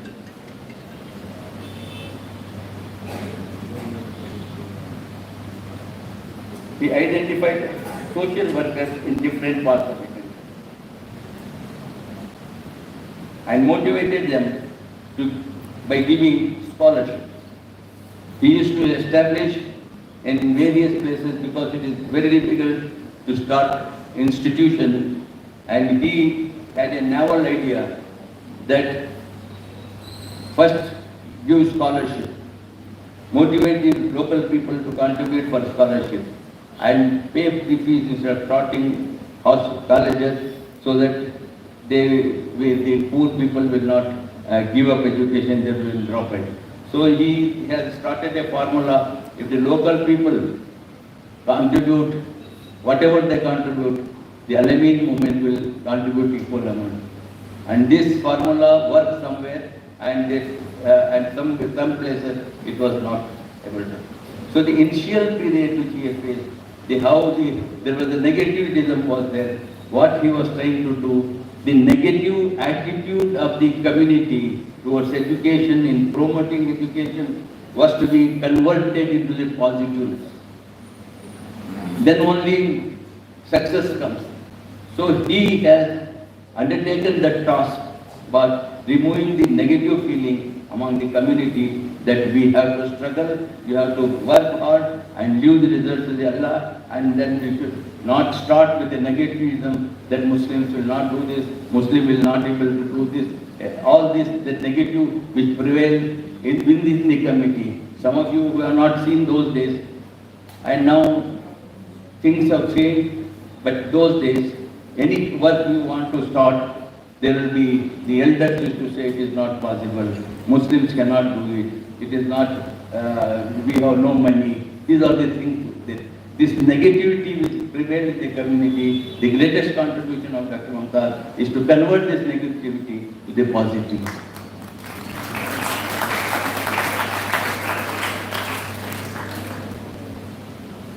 Then came forward to establish a scholarship fund educating the poor and vulnerable sections of the society. Whatever amount they used to mobilize, Dr. Mumtaz Ahmed Khan used to contribute an equal amount. In some places this experiment was successful, while in some places the local people did not come forward.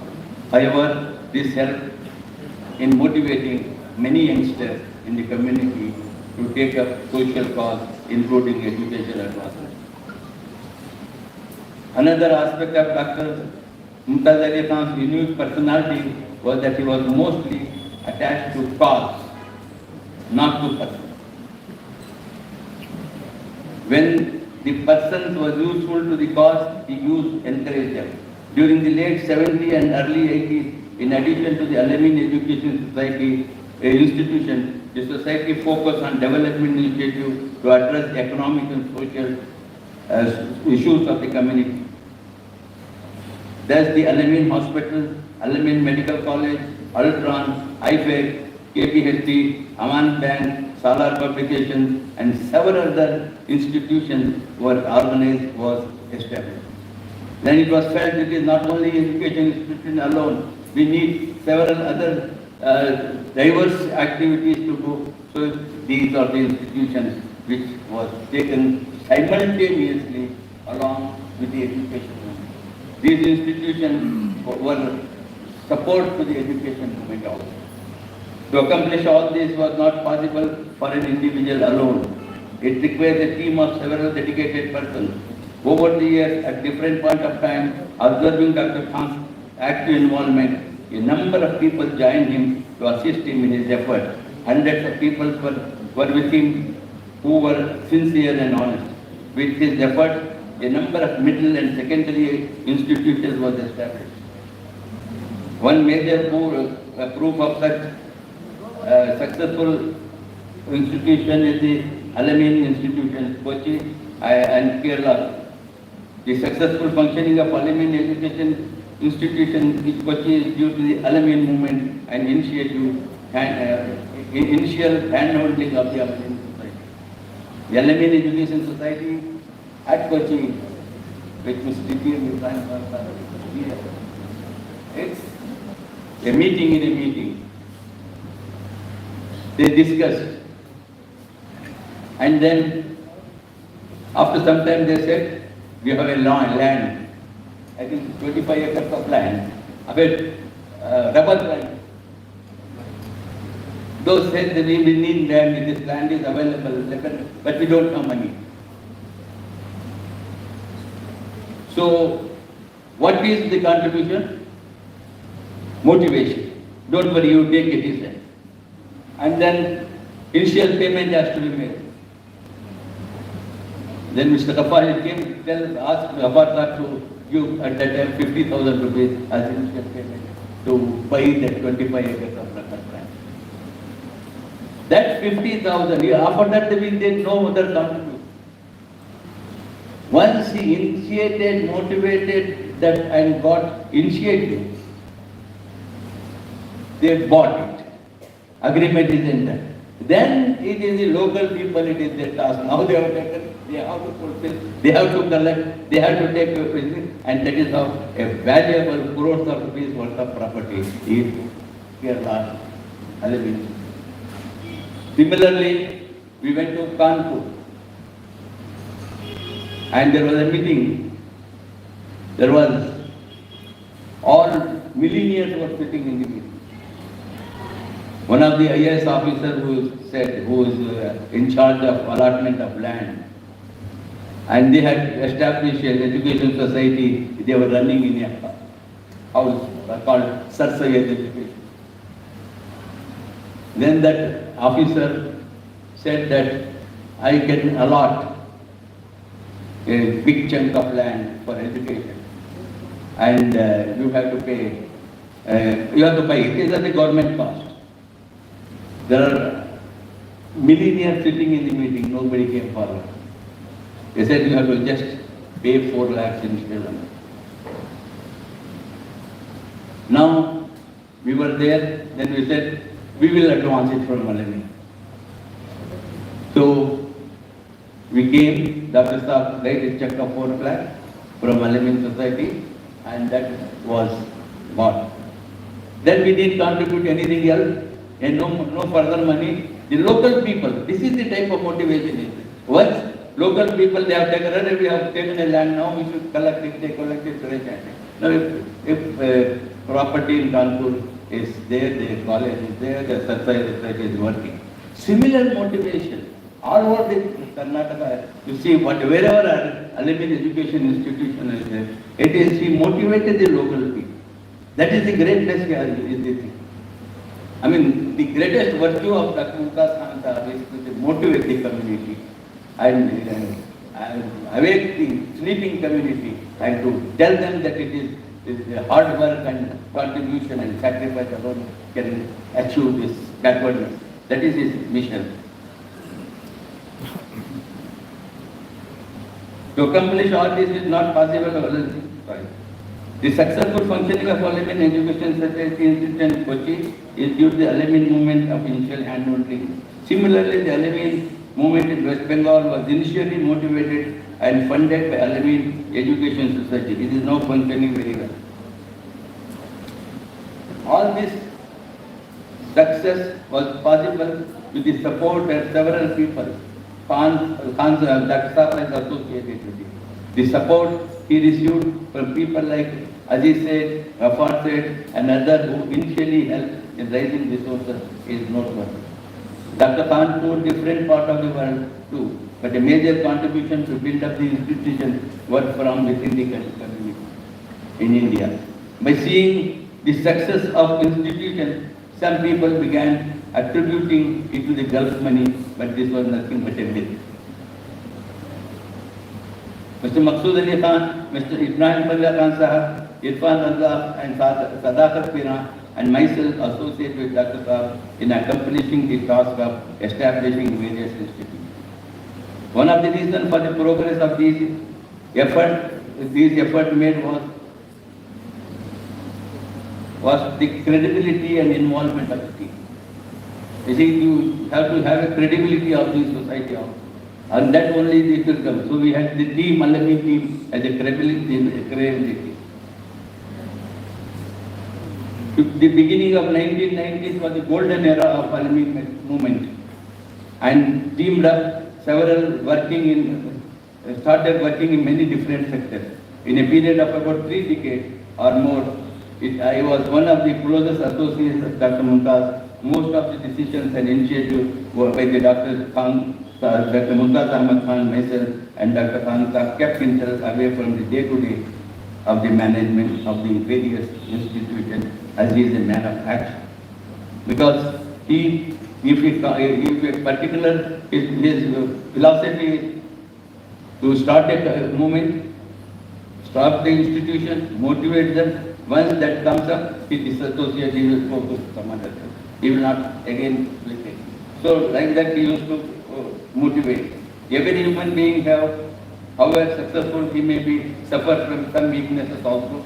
The fast development of Al-Amin movement and number of institutions that came under the banner of Al-Amin received widespread attention. While some appreciated it, a few became jealous. The team became very big and backbiting started within the team. Dr. Mumtaz Ahmed Khan and my relations were strained due to difference created by our own colleagues.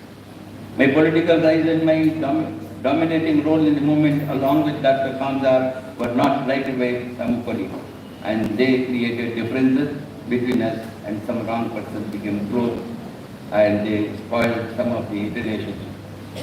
History is full of such instances, and Al-Amin saga is one such. I always respect Dr. Mumtaz Ahmed Khan and admired his zeal and commitment. An important quality of Dr. Mumtaz Ahmed Khan was that he was a great persuader. He motivated. Because he done nothing. He persuades. If he take a task, because God was kind to him. Because he has no other assigned job like doing this business or in this one. God was kind to him. He is not dependent on anything. God was so he dedicated his full time in this movement. So his job is every morning get up, and what are all tasks there? Every morning from 7 to 9 telephone to each person what has happened, what has happened, what has happened. He used to remind everybody. So some of the initial persuasion that helped to build the movement. He is an immense faith in Allah. For him, the cause was important and not the person. I recall one instance where Dr. Mumtaz Ahmed Khan's mother wanted to help a person for a job. She telephoned to me and not to Dr. Khan, as she knew his son did not like recommendation. That is his quality. I recall that day when the great lady telephoned to me. I said, you can just tell Dr. Mumtaz. No, I'm not going to tell, because he will not only he will not accept, he will not reject also, because he doesn't like it. That is his quality. I must say that committed leaders like Dr. Mumtaz Ahmed Khan are rare these days. Having known him so closely for so many years, I can say that he was someone person who followed his heart to serve the community and the society with enthusiasm and passion. The educational institution set up under his guidance is different parts of the country stands a testimony to his dedication, hard work and spirit of social service. From Dr. Mumtaz Ahmed Khan, I learned a lot. At times, when I passed by Al-Amin College on Lal Bagh Road, I recall the golden days together, building this institution and working for various social causes. On litigation and later note, I would like to mention Dr. Mumtaz Ahmed Khan's generous treat of savories and sweets from neighboring MTR during our society meeting at Alamein College, which made the bonding between the members of the member. One thing I just want to recollect, the negativism in the, we always used to feel where is the money. Money is very important, but have you come across anybody saying, I have donated 1 crore, I have donated 50 lakhs? Anyone? Such big institutions have come up. Crores of rupees worth of institutions have been built up. How could it be possible if tomorrow you want to start a institution, first say where is the money? I recall an instance, Alamein Hospital, which is a testimony for his hard work. We decided that similarly when his principal said there is no first grade college, similarly at a funeral, we all sat and discussed what our community doesn't have a small hospital. The next moment, he started working. And within a 1 month, we formed a trust, Alamein Medical Trust. And contribution is 101, 7 trustees, 700. We started, where is the money, how do we do? No thinking. Then that is how Allah helped. Then the hospital which is there, some of you might have seen it, there's an old bungalow belonging to Sir Haji Ismail Waqf, and that was under rent control. And the trustee said, if you able to get it from the rent control, we will be happy to do. We entered into an agreement with them, and then God help, how help come for. Then we kept quiet. Now how to get it from rent control, it is under that. So luckily, the president of the Alamein Hospital was Mr. Humayun Mirza, son of Mirza Ismail. His colleague was the chairman, was the chief secretary of the state. Then he just mentioned that this is so. Then immediately the chief secretary instructed the Agro Industries Corporation, to whom the bungalow was allotted, to hand it over back to the trustee. It was impossible act, but if you have the courage, if you have positiveness, God will help. That vacated and that building came. We were completely. Then we started a clinic with Dr. Wahid, who is a famous physician, and one person got admitted there, a rich man. He, immediately after seeing that, he said, I will give you 1 lakh of rupees. He gave it in 6 years. But that motivated. If he is a man, 1 lakh he can give, the community is big. So from that day we started working for the Alamein Hospital, collecting sponsors, and we are started benefit stores, 1 rupee ticket, 2 rupee ticket. And the hospital was, we got architects, everything, big plan with it, without money. Then we wanted to inaugurate. And then we went to the governor to inaugurate. Mr. Mohanlal Sukadia was the governor of here. He said, the secretary said, you are having a project of about 10 crores. How much money you have got? We didn't have bank balance of even 10,000. So he was not willing, that is, the secretary was not willing to put the paper before the governor. When Mr. Ajay said telephone to him, the governor came. And he did mention in his speech that if I had followed the protocol, you have no money to start. But I am sure if the Bangalore Muslims give up going to cinema every month, skip one cinema and then contribute in this building. And we started the building, we had no money. What to do? Then 2 lakhs bill. 2 lakhs is a big amount then. We had to give the contractor. One bank manager helped. We told that we have no money. What we have to do it. Then he said, he has all good people, you are all big people associated. You open an account, you issue the check. Without any balance, you issue the check, he honored it. When he honored, work started. Then people started giving confidence. Then small donation, this donation, the hospital.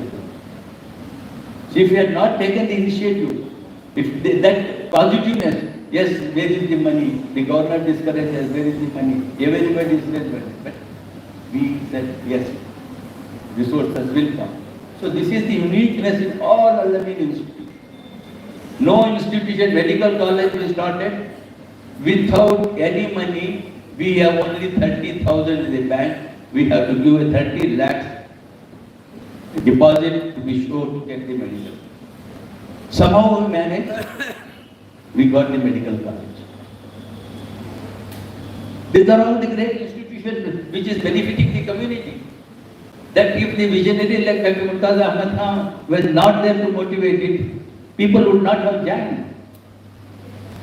So for any work, there should be a motivator. There should be a positive approach.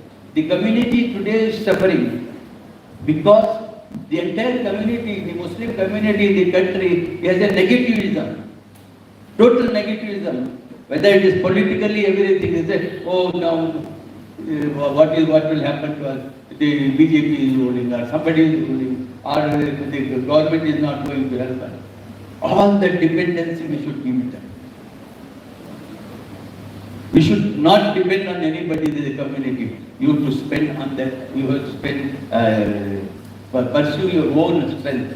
That is what Dr. Mumtaz, the great contribution. I am not going to go into detail about the other things of this education and all that. That is went on there. But what is important is the changing the mood of the community. At that time, I remember Bangalore, all old people, big people sit in some majlis or and talk all sorts of things, but nothing happens. They have a planning, they have nothing happen. But because there is no perseverance, no motivator. So the greatest quality of Dr. Mumtaz Ahmed, find my view, that he doesn't bother about the nitty-gritty of any. Yes, if project is good, go ahead. That's all we used to say.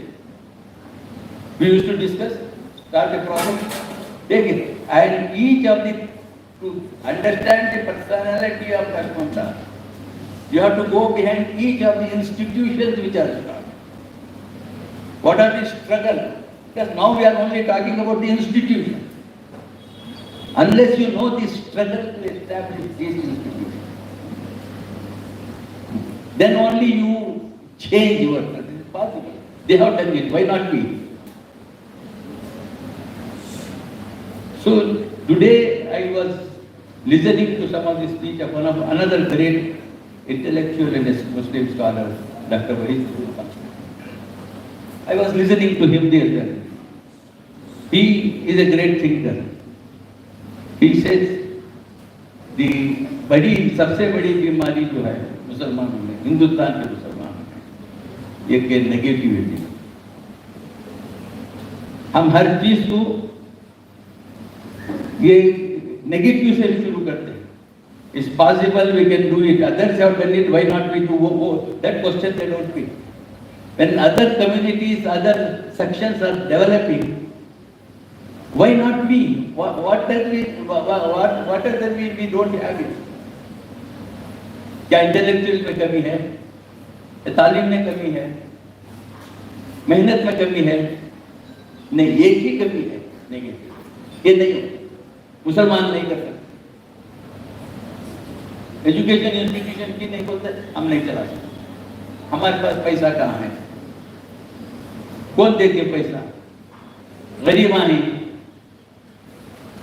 ये जो है negativism, जो Al-Ameen movement का greatest achievement is converting the negative attitude of the community to positive attitude. Those who have taken positive attitude have succeeded. All these institutions who have taken positive attitude and they have succeeded. And that should be projected as to how these institutions come. Why not others? See, the motivation of the Alamein education movement is this college, this the youngest team now, this is a miracle, the way they have achieved this, how successfully they have put the education movement they are investigated. Just the motivation of Dr. Mumtaz Ahmed. Everything in Karnataka, after 1967-68, all institutions have come with motivation of Alamein. So, it is all the way necessary that such visionaries, leaders who have sacrificed their life for the community should be analyzed, studied, and then I suggest that a research paper should be done. Somebody should do doctorate on Dr. Mumtaz Ahmed's life and achievement. I think if somebody come forward, I think they can also be helped financially to take up such honor. Thank you very much.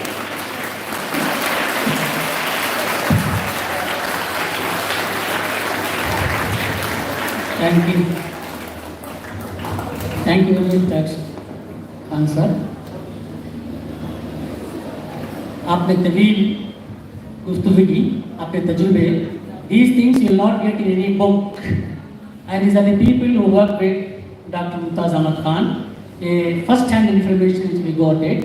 अगर हम research करना है तो बोले तो इसी पर depend करना है. I'm sure the proceeding of this seminar will become a supporting document for research.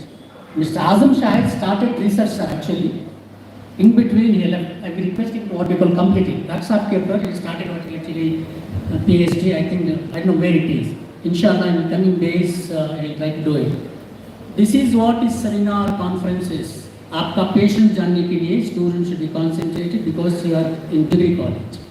The next what we call actually speaker today is our chairman for presidential remarks. I request R. Roshan Beg Sahib to propose 2 points.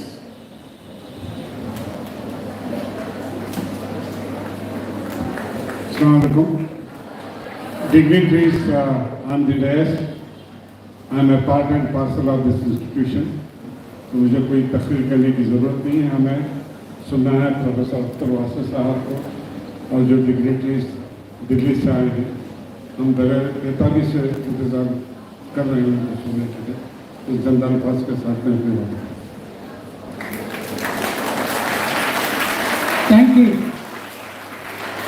As rightly pointed out by Dr. Khan Saab, हमारे इसे याद आ रहे only because of Alamein. One day we went actually to Dr. Roshan Beg, requesting to permit us to meet Alamein, BT College as BT Southern Degree College. He was kind to accept, not only accept, 25 साल पहले रोशन bag के हाथ 1 लाख की check भी दिए थे. That 1 lakh started, mashallah, so one of the best colleges which is coming up. Please pray for us. Thank you very much. इसके बाद शुक्रिया का मौका. I request Mrs. Zubair Narwar, who is observing this institution from his childhood, to propose vote of thanks.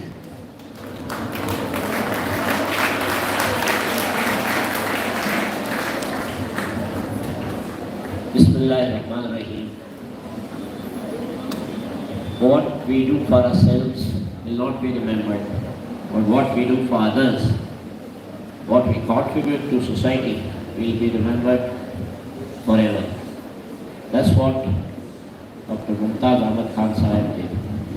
He worked selflessly for the upliftment of the community. If he wanted, he could have made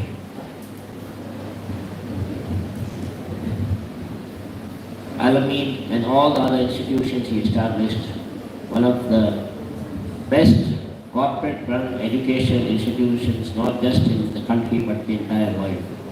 But he chose to be a person of for the people and by the people. The institutions he established all across the country, he insisted on local participation. Wherever he went, whichever institution he established, he insisted on local participation. This brought the masses together. This is where he shared his vision, and his vision became the mission of several hundreds and thousands of people that we see today, who are contributing to the success of education and the upliftment of the community. My association with Dr. Saab goes back to as long as when I was 12 years old. One Sunday, my grandfather and me picked him up from his house and we went to a farm in Kiarpur. It was a property just purchased by Ziala Sharif Saab, and he had made a farm there. That's when I met my grandfather's friends, and I was the only child among all the elders there. That was the first time I met Dr. Saab. And during this few hours of drive up and down, he was not silent even for a minute. He always had a conversation, and that conversation got even a child like me interested in what was happening. As time went on, somewhere around 1994, when I completed my BCom, I just got my results. I got a call in my office. I was very young at that time. My father was traveling, my grandfather was bedridden, and it was Dr. Saab who told me that I'm sending pizza Saab to you. Please sign the form and send a check for 2,500 rupees. I was not aware what was happening, but Pizza came to my office and he sat with me for some time. I knew Pizza because the previous 2-3 years we were associated with the distribution of uniform cloth through the scholarship committee. So immediately I filled up that one-page form, which was hardly had about 5 to 6 sections. And I didn't have money in my account. And I told Pizza, I don't have the money, what do I do? He said, give me the check. Later on, I'll call you again before depositing the check. So maybe after a day or two, I spoke to my grandfather and he gave me that cash of 2,500 rupees to put that in my account and to see that the check is in cash. At that time, I never knew, I just thought it was some common club membership. But that time, that investment, that thing that we did, I think that's the best investment of my life. As time went on, somewhere around December 20, we had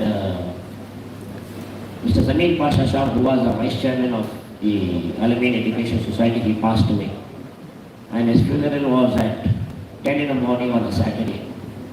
Approximately around 8:30, I had about 2-3 calls from Dr. Saab residence. So I was going to the funeral and I called him and he asked me where I was and the usual talk. It was very close to Dr. Saab's house. And he said, finish the funeral and come and meet me. Somewhere around 10:45 in the morning, he said, now you have to get into the main line. I'm going to make you the vice chairman of the Al-Amin Education Society. I was stunned, I was bewildered actually. Just 2 days later, he inducted me. It was a Tuesday, we had the EC meeting of the society, and he inducted me as the vice chairman of the Al-Amin Education Society. After that, we walked for about 3 minutes from the MCA hall to the reception area. And it was only me and Dr. Saab, and we had a very private conversation for approximately 3 minutes. Well, that conversation is very private, and here I am today being the secretary of the Al-Amin Education Society, assisting our chairman, son of our beloved Dr. Mumtaz Ahmed Khan Sahib, grandson of Educationalist Begum Sahiba. I congratulate BET on their silver jubilee. BET at Educationalist Degree College on achieving the silver jubilee. I wish them several years of prosperity and success. Standing in front of you all amongst the most esteemed personalities who have won the accolades in their respective fields to propose the vote of thanks and for this inaugural session. First of all, I am thankful to the Almighty for everything that He has given me, for everything that He has given us, including the seminar that we have today. It is very important to remember our elders and what they have contributed. Each one sitting here on this dais has contributed for the development of the community. There are several others amongst our guests who have also made contributions. The reward for this can be given by only Allah subhanahu wa ta'ala, and I pray to Allah ta'ala to give them the best and best reward for their contributions. I thank Professor Wasi Sahib, Professor Emeritus in Islamic Studies, New Delhi.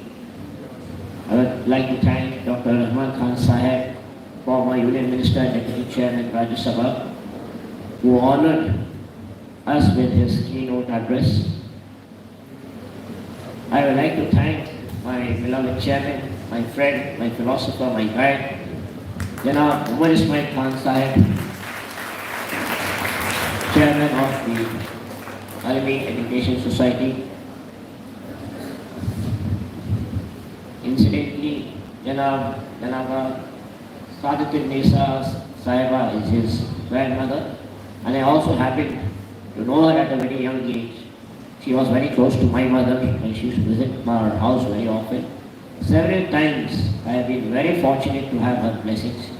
When I used to come back from college, she used to keep her hand on my head and give me a lot of dua. I thank the management committee members of BET institutions who have put in their best effort for making this seminar an unforgettable event. Roshan Beg Sahib, Chairman, Abdul Muhib Sahib, Sheikh Umar Sahib, S. Mahmood Sahib, Saifullah Sahib, Riyaz Ahmed Sahib, Mudib Ahmed Sahib, Shafiullah Sahib, Siddiq Pasha, Karimuddin Sahib, Shakil Sahib, Irshad Sahib, Farooq Ahmed Sahib, and the staff, both non-teaching and teaching, who have contributed in making this seminar a grand success. As the day goes on, we will witness more of the contributions from the various panelists and paper presentations. There are almost approximately 50 plus papers that will be presented. Take time out with patience and listen to the papers, what paper presenters have to contribute. Each of them have worked very hard in presenting their papers, has a lot of knowledge. What we get to know is what we get to hear, that's how we get to learn and implement in our lives. I thank our outstation guests, Janab TPM Ibrahim Sahib, Senior Advocate, for his presence, Mr. Kalimul Hafiz Sahib, Mr. Inaugural Sahib, Mr. Suhail Tirmizi Sahib, not to forget our dear S.C. Sharma Sahib, who has always been very close to us as a parliament leader, not just to me but even to our chairman. I would like to thank this BT and Alameen College of Arts, Science and Commerce and Alameen Law College for collaborating, working together in having this seminar and making it a great event. I, on behalf of everyone present here and on my own behalf, thank guests, students, audience, all present here for your participation. Thank you very much. Allah keep us all blessed.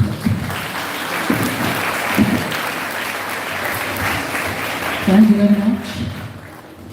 We will not have break. We will start the TV itself. Panel session शुरू होता है. उससे पहले कि because we are sitting from last 1.5 hours, get up and start Asma Husna. Till then we'll arrange it. Stand up. Start. Shall we start?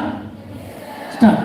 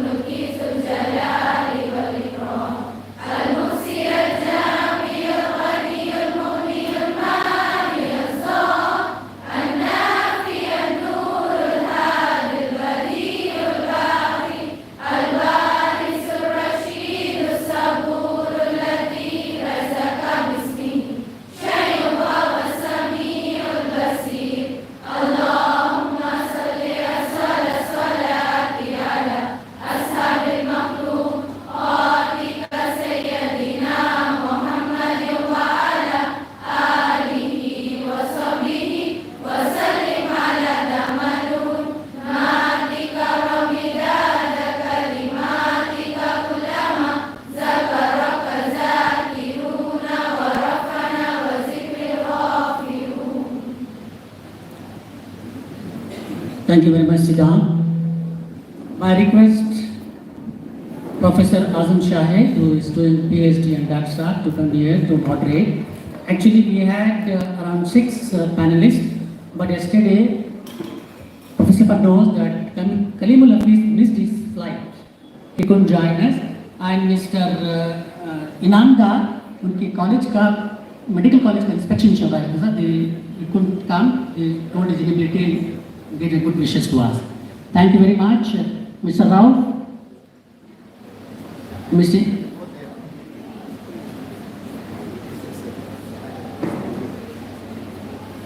Nihal, Mr. Nihal.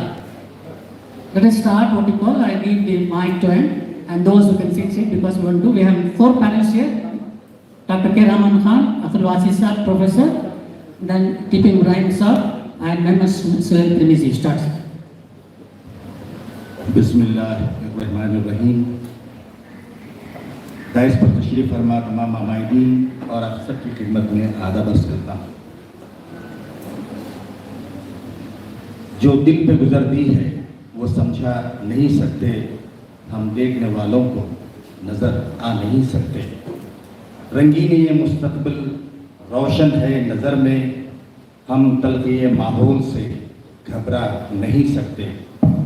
मगरूर न हो फसले ख़िज़ां आके चमन में, ऐसे भी हैं कुछ फूल जो मुरझा नहीं सकते। डॉक्टर मुमताज़ अहमद ख़ान के लिए 6 सितंबर 2012 में अलमीन एजुकेशन सोसाइटी की जानिब से तहनीत पेश की गई थी।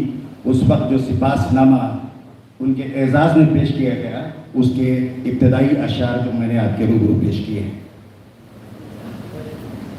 बानियल आलमी तहरीक डॉक्टर मुमताज़ अहमद ख़ान ने न सिर्फ अपनी रियासत कर्नाटक बल्कि इसके हुदूद के बाहर पूरे हिंदुस्तान और دنیائے علم و فن میں جہاں علم و ہنر کی بات ہوتی ہے وہاں اپنی شناخت قائم کی.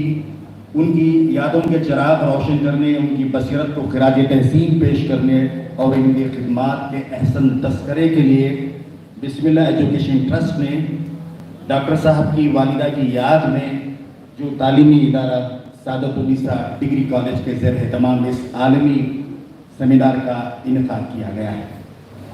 کتنی خوش نصیبی ہے اس بزرگ تر شخصیت کی کہ جن کی والدہ کی یاد میں قائم تعلیمی ادارے کے پہلو میں، اس کے آغوش میں اس کی یادوں کا تذکرہ ہو رہا ہے. ایک استعارہ تھی، ایک روشن علامت تھی.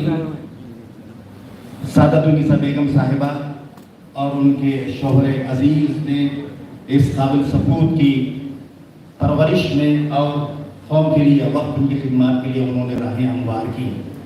ہمارے ساتھ ہیں یہاں تشریف فرما ڈاکٹر کے رحمان خان صاحب سابق مرکزی وزیر، جنہوں نے کلیدی خطبہ پیش کیا ہے. بہت سی باتیں اس میں آ گئی ہیں اور ڈاکٹر صاحب سے قریبی ربط رکھنے والے پروفیسر اختر الواسع صاحب جو پروفیسر ایمیریٹس ہیں اور اسلامک اسٹڈیز کے حوالے سے ساری دنیا میں قدر کی نگاہوں سے دیکھے جاتے ہیں، بحیثیت ہے commissioner national commission for linguistic minorities, اور جودھپور میں مولانا آزاد یونیورسٹی کے حوالے سے بھی آپ کی خدمات قابل ستائش نہیں ہیں. اور ڈاکٹر صاحب کے جو عزیز رفقا ہیں اس میں کیرل میں جو علمین کی شاخیں وہاں پھیلی اور انہوں نے علمین کی وراثت کو آج تک کوچنگ میں اڈاپڑی میں جہاں ہمیں بھی جانے کا موقع ملا. ہمارے ساتھ یہاں تشریف فرما ہے جناب ٹی پی ایم ابراہیم خان صاحب، انہوں نے اس شمع کو آج بھی روشن رکھا ہے. اور گجرات احمد آباد سے ہمارے ساتھ تشریف رکھتے ہیں جناب محمد سہیل ترمیزی صاحب، جو گجراتی روزنامہ گجرات ٹوڈے سے آپ وابستہ ہیں اور اس کی اشاعت مسلسل طور پر کر رہے ہیں تاکہ ہندوستان میں جو اقلیتیں ہیں بالخصوص مسلمانوں کے حوالے سے جو غلط بیانی خبروں میں کی جاتی ہے اس کے تدارک کے لیے انہوں نے ایک مشن پھیلا رکھا ہے. آج ہمارے ساتھ ہونا چاہیے تھا پی اے انعامدار صاحب، جو پی اے انعامدار یونیورسٹی کے چانسلر ہیں اور اعظم کیمپس پونے میں انہوں نے جو علم و عرفان کی فضاؤں کو قائم رکھا ہے. کرناٹک سے ان کا تعلق تھا مگر کچھ مصروفیات کے باعث وہ آ نہ سکے، اور کلیم الحفیظ صاحب ان کو بھی یہاں شریک ہونا تھا، وہ بھی نہیں ہے. اور میں اب سوچ رہا تھا کہ میں آغاز کروں رحمان خان صاحب سے گفتگو کا، اور رحمان خان صاحب کچھ دیر کے بعد یہاں پھر سے آئیں گے. میں آغاز کرتا ہوں جناب اب پروفیسر اختر الواسع صاحب سے. واسع صاحب آپ اچھی طرح جانتے ہیں کہ ڈاکٹر صاحب نے اپنی دنیا آپ پیدا کر اگر زندوں میں ہیں اس کو انہوں نے عملی طور پر برتا اور ثابت کیا. ملت کے ساتھ رابطہ استوار رکھ پیوست رہ شجر سے امید بہار رکھیں، اس کو بھی انہوں نے سچ کر دکھایا. ڈاکٹر صاحب کی شخصیت اور خدمات اور قوم و ملت کی ترقی میں ان کی شمولیت کے حوالے سے میں چاہوں گا کہ آپ اپنے تاثرات سے میں نوازیں. بہت شکریہ آپ کا. بسم اللہ الرحمن الرحیم. عزیز طلباء و طالبات، بزرگوں اور دوستوں،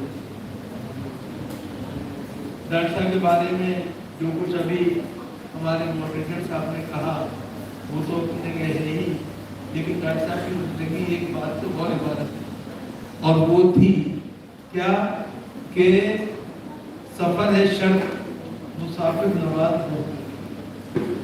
بنیادی طور پہ انہوں نے سفر جاری رکھنے کے لیے رحمان خان صاحب نے بات کی موٹیویشن. وہ موٹیویشن انہوں نے ہمیشہ لوگوں کو موٹیویٹ کیا.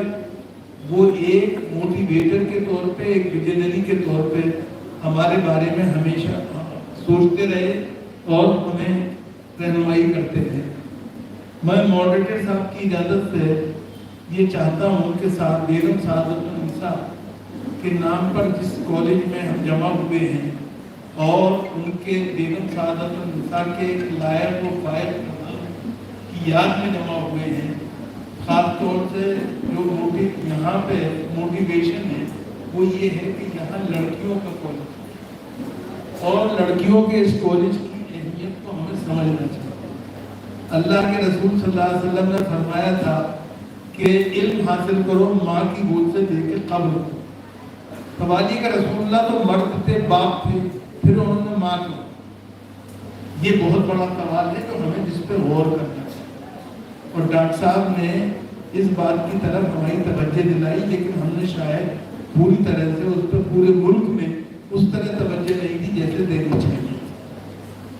ہوتا یہ ہے کہ بنیادی طور پہ اللہ کے رسول صلی اللہ علیہ وسلم کا یہ فرمان اس لیے تھا کہ وہ باپ جو بیٹیوں والے ہیں وہ اپنی بیٹیوں کو بہتر سے بہتر، اعلیٰ سے اعلیٰ، اچھی سے اچھی تعلیم دلائیں، کیونکہ جو آج کی بیٹیاں ہیں وہی تو کل کی مائیں ہوں گی.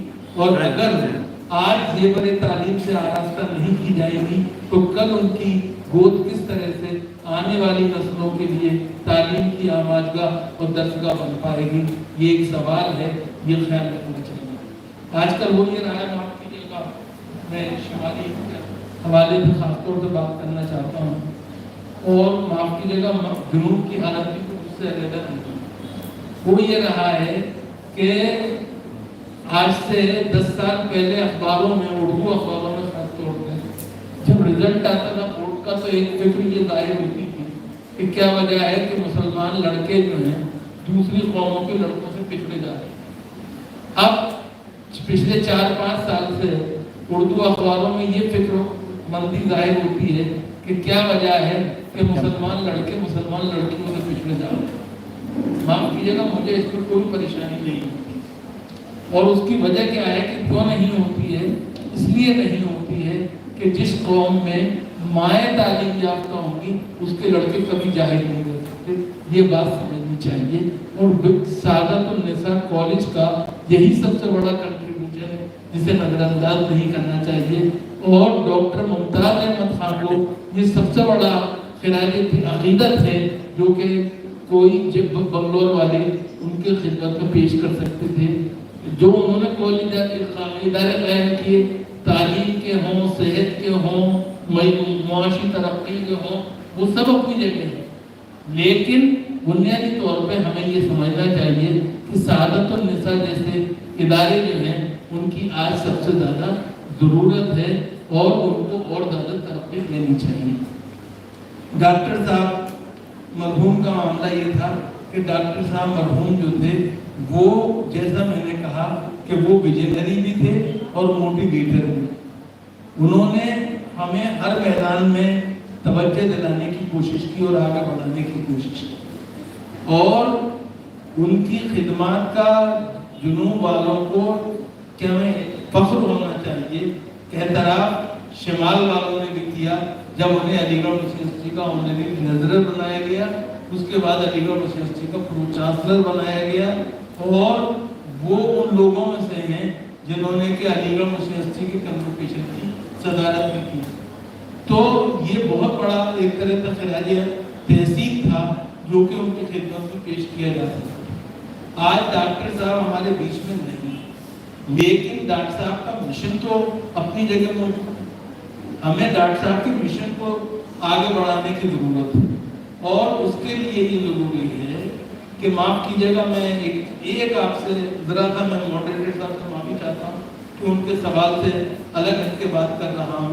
لیکن کیونکہ یہاں ہماری مائیں بہنیں بیٹیاں بیٹھی ہوئی ہیں اس لیے میں ان کے سامنے خاص طور سے یہ عرض کرنا چاہتا ہوں اور ڈاکٹر صاحب کے حوالے سے عرض کرنا چاہتا ہوں.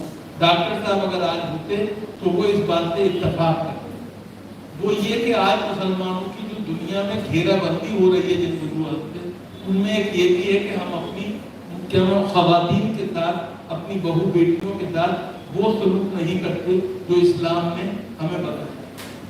مثال کے طور پہ ویمن ایمپاورمنٹ کی بات جب بھی ہوتی ہے تو کہا یہ جاتا ہے کہ مسلمانوں میں ویمن ایمپاورمنٹ بالکل نہیں، جبکہ یہ بالکل بے بنیاد غلط بات ہے، گمراہ کن بات ہے جس پر کبھی یقین نہیں کرنا چاہیے. جو ویمن ایمپاورمنٹ کے جتنے نمونے ہیں وہ سب نبی کریم علیہ السلام کے خاندان کے اپنے اندر موجود ہیں.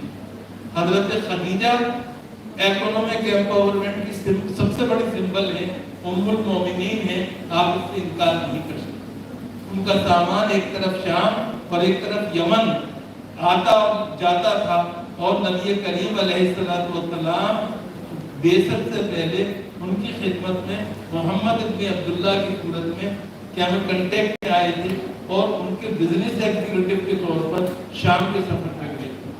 بعد میں جب لوگوں نے ان کی تعریف کی، نیکی کی، دیانت کی اور صیانت کی اور امانت کی، تو حضرت خدیجہ نے جو ان سے عمر میں 15 سال بڑی تھی، ان کے سامنے رشتہ پیش کیا اور اس رشتے کو قبول کر لیا گیا۔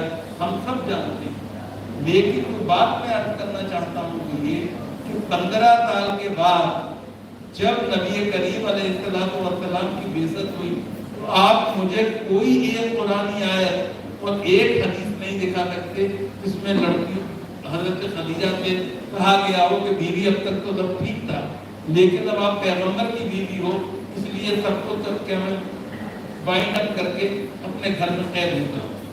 جو بات اللہ اور اس کے رسول نے امت کی ماں کے لیے جائز رکھی، وہ امت کی بیٹیوں کے لیے کبھی ناجائز نہیں ہو سکتی ہے۔ اس بات کو خوب سمجھنا چاہیے۔ تو ویمن ایمپاورمنٹ میں اکنامک ایمپاورمنٹ کا سب سے بڑا سمبل حضرت خدیجہ ہے۔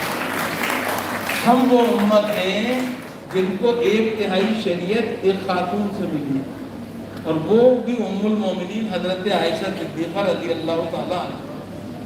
اور حضرت عائشہ صدیقہ رضی اللہ تعالیٰ عنہ کا معاملہ یہ ہے کہ انہوں نے جن معاملات پر ہماری رہنمائی کی ہے امت کی اور حدیثوں کا تحفہ دیا ہے، وہ کیا ہیں؟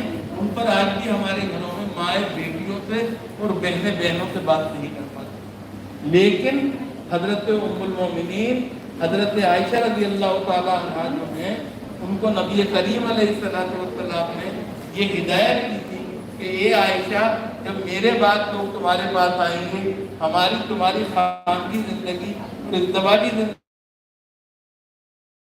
کے بارے میں پوچھیں گے تو تکلف مت کرنا، انہیں پوری طرح سے بتانا۔ اور اس طرح سے امت کی پہلی معلمہ کے روپ میں حضرت عائشہ کا تقرر خود جناب نبی کریم علیہ السلام نے کیا۔ اس طرح وہ ایجوکیشنل ایمپاورمنٹ کا دوسرا سمبل ہے۔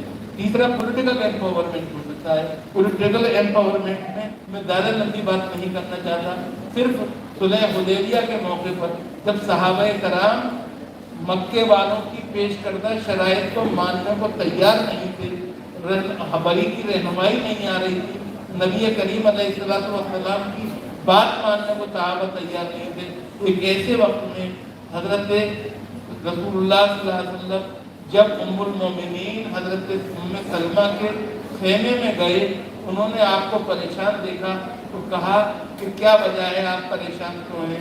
آپ نے جب اپنی پریشانی کی وجہ بتائی تو انہوں نے کہا آپ پریشان نہ ہوں، آپ حالت احرام سے باہر آئیے، خود باہر آئیے، کہ صحابہ خود بخود آپ کی تقلید کریں گے، آپ کی پیروی کریں گے۔ اور ایک عورت کی دل کی فراست اور اس کا تدبر جو تھا وہ نبی کے کام آیا، اور ہم نے دیکھا کہ وہ اس میں کامیاب ہو۔ صرف یہی نہیں ہے، حضرت ام سلمہ نہیں ہے، بلکہ اگر آپ یاد کریں تو رسول کی نوازی علی اور فاطمہ کی بیٹی، حسنین کی بہن سیدہ زینب جو ہیں، جب کربلا میں ناموس رسالت خاندان رسالت کا قافلہ لٹ پٹ گیا تھا، تو اس وقت بقیہ لوگوں کو جو بچ گئے تھے ان کو جمع کر کے سب کو کون لے کے گیا تھا دمشق تک، یہ ہمیں جاننا چاہیے۔ وہ سیدہ زینب تھی جنہوں نے رسمی ادا بھی شروع کی اور بقول شاعر کے شام کی تاریخیوں میں نور پھیلا کر رہی، عظمت مظلوم کو ظالم سے منع کر رہی۔ تو یہ ام المومنین کیا ہے، پولیٹیکل ایمپاورمنٹ کے سمبل کی بات ہے۔ اور آخری سمبل جو ہے وہ اسپریچول ایلیویشن، روحانی رفعت کا سامان ہے۔ تو صاحبوں، آپ سب جانتے ہیں ہر صحابی آپ کی جگہ کیا اسپریچول ایمپاورمنٹ کا سمبل تھی، اور اگر اس کے بعد بھی آپ کو دیکھنا ہو تو حضرت رابعہ بدری کو دیکھ سکتے ہیں۔ بصرے عراق کا شہر بصرہ ہے، بصرے کی ایک سڑک ہے، دھوپ کا عالم ہے، لو چل رہی ہے، سورج تمتما رہا ہے، ایسے وقت میں ایک ہاتھ میں انگاروں سے بھری ہوئی انگیٹھی، دوسرے ہاتھ میں پانی سے بھری ہوئی बाल्टी लिए हुए हजरत राबिया बसरी चली जा रही है। लोग पूछते हैं राबिया कहाँ जा रही हो? कहा जन्नत और दोज़ख की तलाश में जा रही हूँ। कहा क्यों, खैरियत तो है?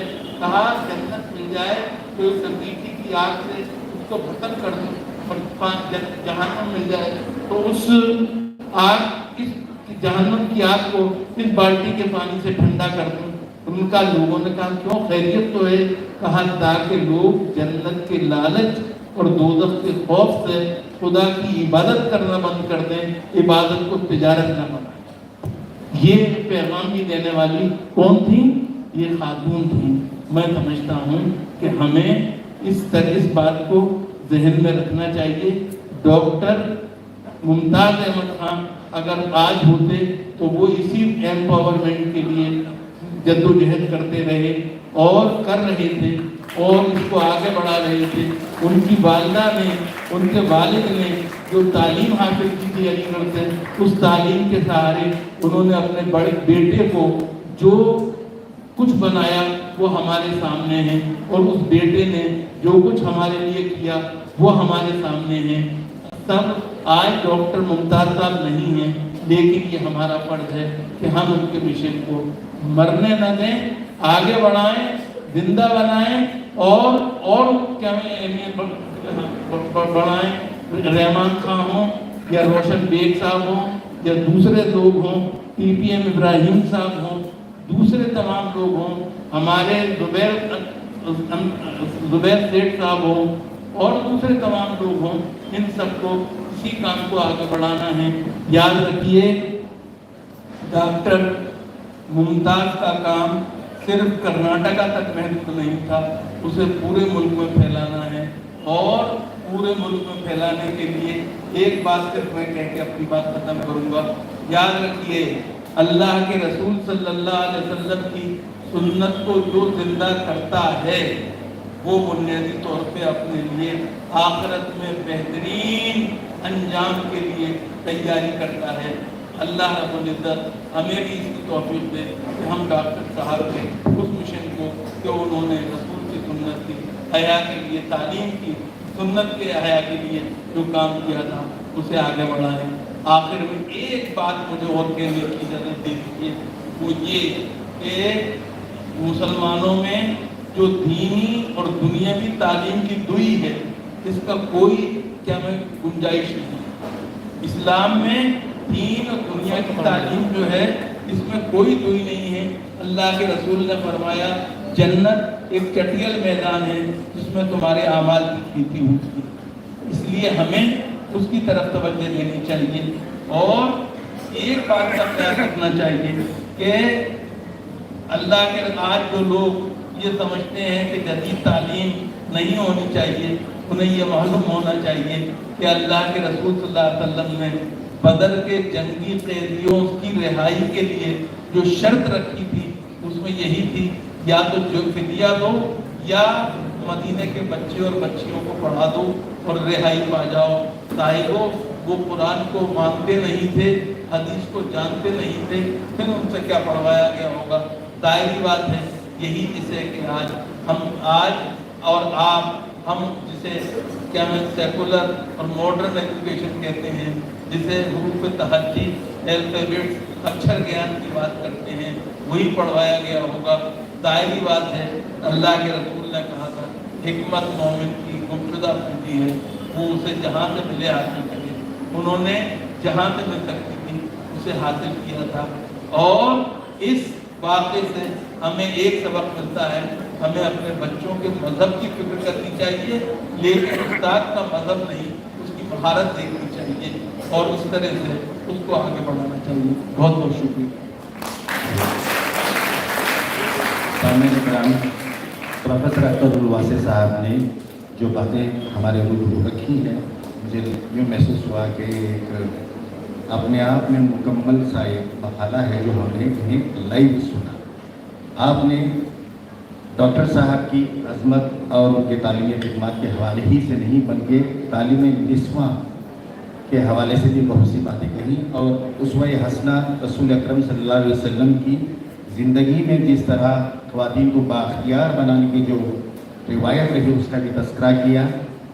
जहाँ जिक्र आया नबी करीम सल्लल्लाहु अलैहि वसल्लम का, मुझे एक मशहूर शायर का नादिया एक बंद याद आ रहा है। उन्होंने कहा था कि दोनों जहाँ आईने दिखला के रह गए, लाना पड़ा तुम्ही को तुम्हारी मिसाल में। गुफ्तगू को आगे बढ़ाते हैं। हमारे साथ जनाब TPM इब्राहिम खान साहब हैं, सीनियर वकील हैं, और उन्होंने अल-अमीन की शाख को, जो सारे हिंदुस्तान में केरला जो है, आप सब मुझसे बेहतर जानते हैं कि लिटरेसी रेट के हवाले से नंबर 1 अपनी पोजीशन रखता है। वहाँ अल-अमीन के हवाले से उन्होंने जो तालीमी इदारों का जाल फैला है, वह अपने आप में एक आंखों के लिए ईद है। वो इदारों का देखना, वहाँ हमें भी जाने का मौका मिला था। जिस तरह खान साहब आप जानते हैं कि डॉक्टर मुमताज़ अहमद खान अपने इब्तदाई दौर में अब्दुल गफूर साहब की जो तालीमी ट्रेडिशन है उससे वो इंस्पायर रहे, और इसी तरह several luminaries committed to the cause of education across the country and the globe were influenced by the vision of Dr. Sahab. How this has happened that the connectivity between Al-Amin of Karnataka and Kerala happened. Assalamu alaikum warahmatullahi wabarakatuh. This is one of the first teachings by Dr. Mumtaz Ahmed Khan, which in fact really encouraged me to start it. Even my argument of case also, I have started from that. I started this dua because which really means, sadri means you have to fight for the expansion of our intellectual capacity. That is one thing. Secondly, as has been pointed out by Dr. Ahmad Khan sir, about the inspiration or motivation of Dr. Mumtaz Ahmed Khan. I am one of the lucky victims that we have no idea about what exactly is the education movement, even though Kerala is supposed to be one of the most literate states. At the time we were not aware how to start a school. I was attending the Tabligh Ijtima at Gujarat. One of my friends introduced, there is a person called Dr. Mumtaz Ahmed Khan in Bangalore, I know him. If you are interested, I will instruct him to come to Kerala and motivate you for starting the education institutions. Anyway, we were eagerly waiting. Immediately after a few days or even 1 month, Dr. Mumtaz Ahmed Khan have come to Delhi. And I was asked to call the meetings of similarly situated and similarly thinking persons. Then he was presenting the need of the education institutions among our community. Even though Kerala is supposed to be the most literate state in India, it has not gone deeply into our community. So he had suggested we should start a public school in Kochi. Then there were advocates, there were lawyers, the doctors and professionals all were there among our group. We were looking each other, what can do, where to start and what to start. He said, you have to purchase minimum 2 acres of land for starting a school that can be done through CBS. Then we thought about it. Before we left the Kochi, we again called all of us. You know, I will give my contribution for purchasing the land. As Rahman Sahib has pointed out, he had contributed and given to me 50,000 rupees. We cannot imagine the value of 50,000 rupees during 45-50 years back. With that amount, we have started inquiring about the land which can be used for educational purpose. Ultimately, by the grace of Allah and by the grace of mercy, we have given advance for 26 acres of land. At that time, the price was only 175 rupees per cent. Somehow or other, by his motivation and initiation, we have purchased that 26 acres of land, and with that 50,000 rupees, now it has grown up to Can you imagine? By the grace of Allah, it is more than 500 crores. This is how a motivation can be done. And I am hearing for the first time, CBSE school from his mouth. We have started the CBSE school. Now by the grace of Allah, 5 CBSE schools, 2 colleges, 1 college without the MBBS, and other institutions are there in Kerala. Apart from that, a person who was totally ignorant about the institutions, especially CBSE schools, has become the president of the Kerala CBSE School Management Association 25 years back. I am still continuing. Now I have become an authority for CBSE schools and its intricacies. What I am telling you, any inspiration, any motivation can go to any extent. So Dr. Mumtaz Ahmed Khan, this is his style of motivation. Normally, whenever an organization, movement is starting, they will start by collecting funds. Instead of that, Dr. Mumtaz Ahmed Khan's style was that encourage them with his own contribution. That is one of the aspects. Other aspect is, I still remember, always whenever he visits Cochin, he said he called the meeting of everybody, including the non-teaching staff and other persons, if possible, some parents also. So we were, at that time, we were not aware what are our rights and responsibility to conduct religious instruction classes in a CBSE school. Somebody was afraid of whether it is possible to, in a CBSE affiliated school, we can teach Quran or teach the religious instructions. Ultimately, on the basis of his inspiration, by the grace of Allah, we have started religious instruction studies in all our schools. That has become the most important attraction of the schools. Because those who are financially almost well off, they are sending to other schools, but they are not getting time for going to madrasa. When we have started this religious instruction in our school, and those who are confident that we will get the madrasa instruction, the religious instruction also in the school.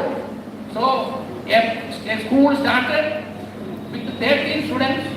My eldest daughter was happened to be the first student. She has come here, and it has gone up to 3,600 in a single school. And Edapalli school.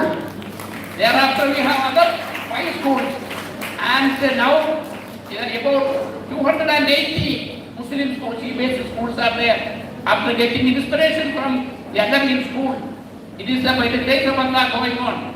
And I am also proud that on the basis of his instruction, one or 2 years, Alamein Public School Edapalli was the best and most important resulted school in CBSE schools in India. And now by the grace of Allah, they have got ISO certification.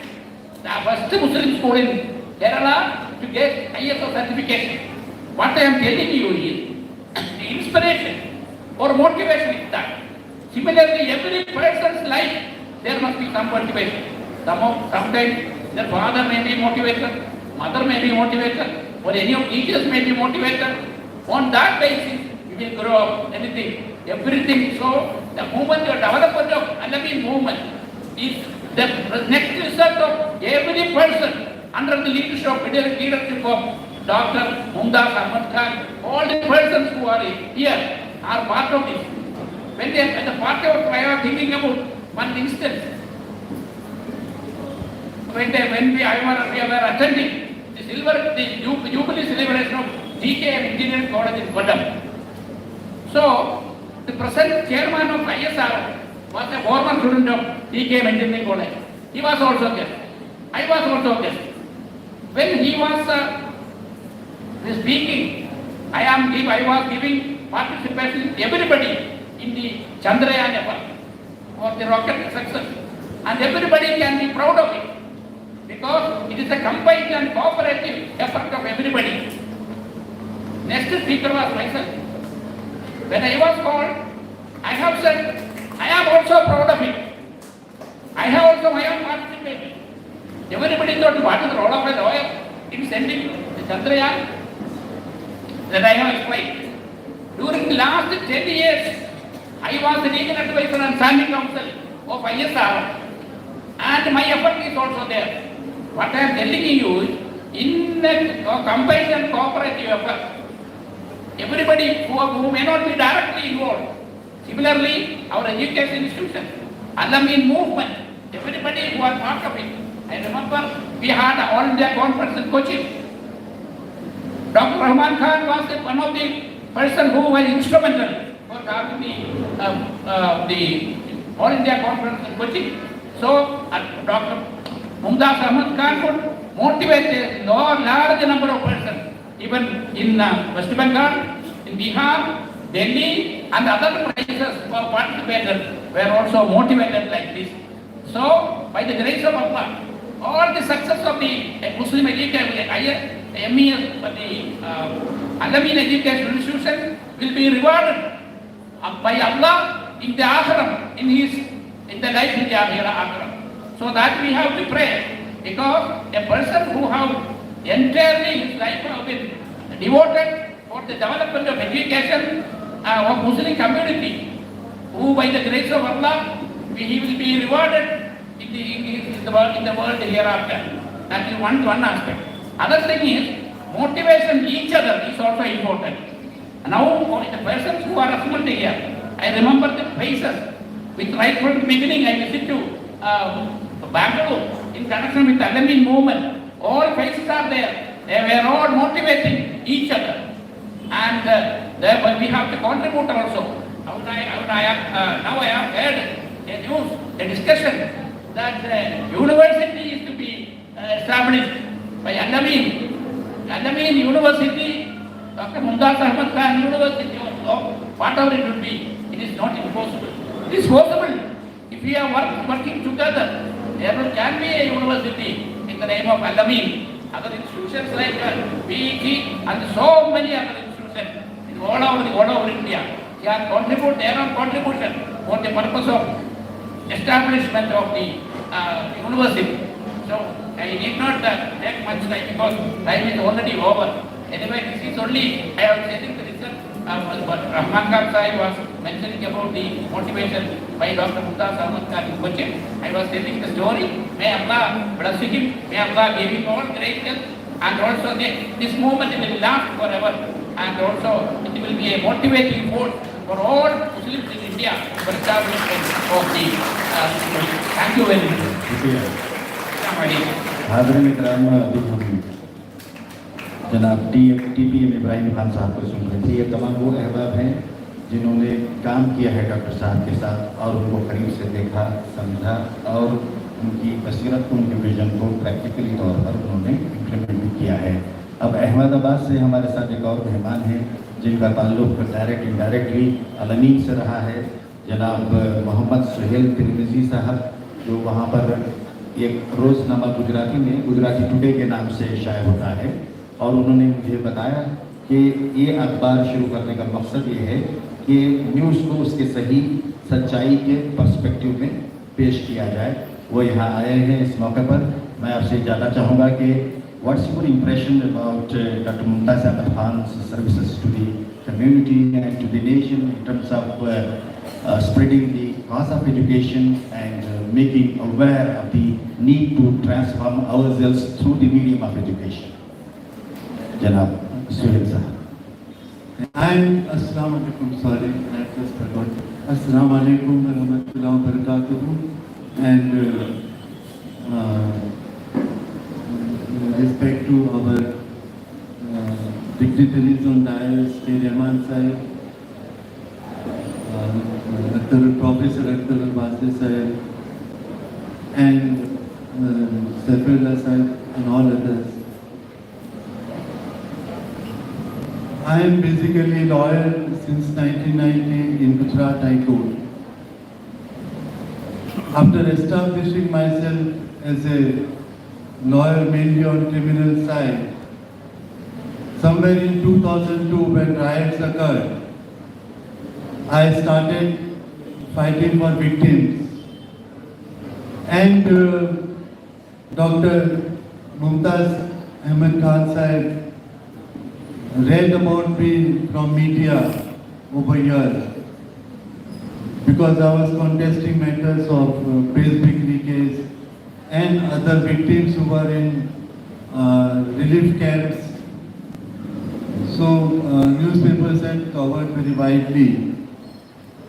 He contacted my brother who was at that time chairman of newspaper Gujarat Today, and he obtained my number and phoned me in 2002 itself and encouraged me and told me that you fight for victims because education alone is not enough. To fight for justice and enable justice to poor is a great part which we will have to do. And fortunately, since you are a lawyer, you will be able to do it in best possible manner. Because in various fields, you can help people, you can guide people, and also take on their cases in various courts. And I decided to fight. I continued.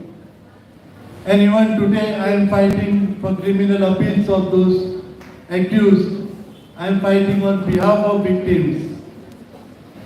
It is only because of motivation from late Dr. Mumtaz Ali Khan Sahib, I picked up and then continued. Otherwise, I would have perhaps given up. But he said, if you try to wipe out tears of these poor people, Allah will reward you, and it will give a very good message amongst other lawyers who are just running behind money. I therefore vowed not to accept even for expenses from any of the victims. And even today, when more than 175 matters, I have personally appeared with number, with name, everything is there on website of Gujarat High Court. And as on today, let me tell, so far as riots of 2002 is concerned, 142 victims, 142 accused have been convicted. They have been sentenced to life imprisonment. And wherever given, there again riots have not taken place since 2002. Therefore the message is, wherever riots take place, here also it happened, few years back, 5 years back, in coastal region of Karnataka, deliberately riots were engineered to polarize, and ultimately polarization helps one particular political party. So you should try your best to fight for victims. But this encouragement, this idea was generated by late Dr. Mumtaz Ali Khan Sahib, who was not only an educationist, but he was a visionary. He gave this idea, and the result is, wherever conviction has taken place, till today, no riots have occurred. So the people of that area, of that district, have got message that these many people, these many rioters are in jail even today. So that for that, I'll always be thankful and obliged to late Dr. Mumtaz Ali Khan Sahib, who was very close to us, and I met him for the first time personally in 2010, and thereafter on several occasions we had communicated to each other. He came to Ahmedabad around 2010 in one of our functions. And he asked our brother Siraj Bhai Tirmizi that he would come and like to come to Ahmedabad more particularly to meet his younger brother Suil Tirmisi, because he had already attended several functions of Gujarat Today earlier, but he had not met me personally. So this is the kind of encouragement, the vision that person had, and ultimately he wanted to encourage youngsters, and he went on doing so till he breathed his last. Our Gujarat Today, the idea was engineered because of riots into 1984-85, and at that time, local media in Gujarati was giving very one-sided, biased news and was trying to create hatred towards minorities, was trying to create hatred towards Muslims by publishing absolutely false news. It was under these circumstances, idea was generated that we should have a local newspaper in Gujarati language, in the language which ordinary non-Muslim would also read. Otherwise, Muslims know what is the fact, but Hindus, non-Muslims, they don't know. So we should publish a newspaper, and that's how a trust comprising only of Muslims was constituted, and Gujarat Today came into existence. Today it has its office in more than 5 districts of Gujarat and reporters in each and every district of Gujarat. Our newspaper goes to north to south, east to west, corner of Gujarat, so that people, especially even not only secular people, but let me tell, once RSS chief from Gujarat had visited our office, saying that our chief Bhagwat ji has come and a meeting is arranged, so all editors are invited. But he came basically to tell that he reads our Gujarat Today from top first word to end. Then he kept quiet. But the message was to tell that even hardcore communal people also read Gujarat Today, and perhaps they might try to find out something. But since I am a lawyer, I know how to take care, and we publish very boldly. I don't think any newspaper in the entire country would be as bold as Gujarat Today, because in a very utterly secular newspaper also, they would publish one news against establishment. Then in another newspaper, that would carry some another one news.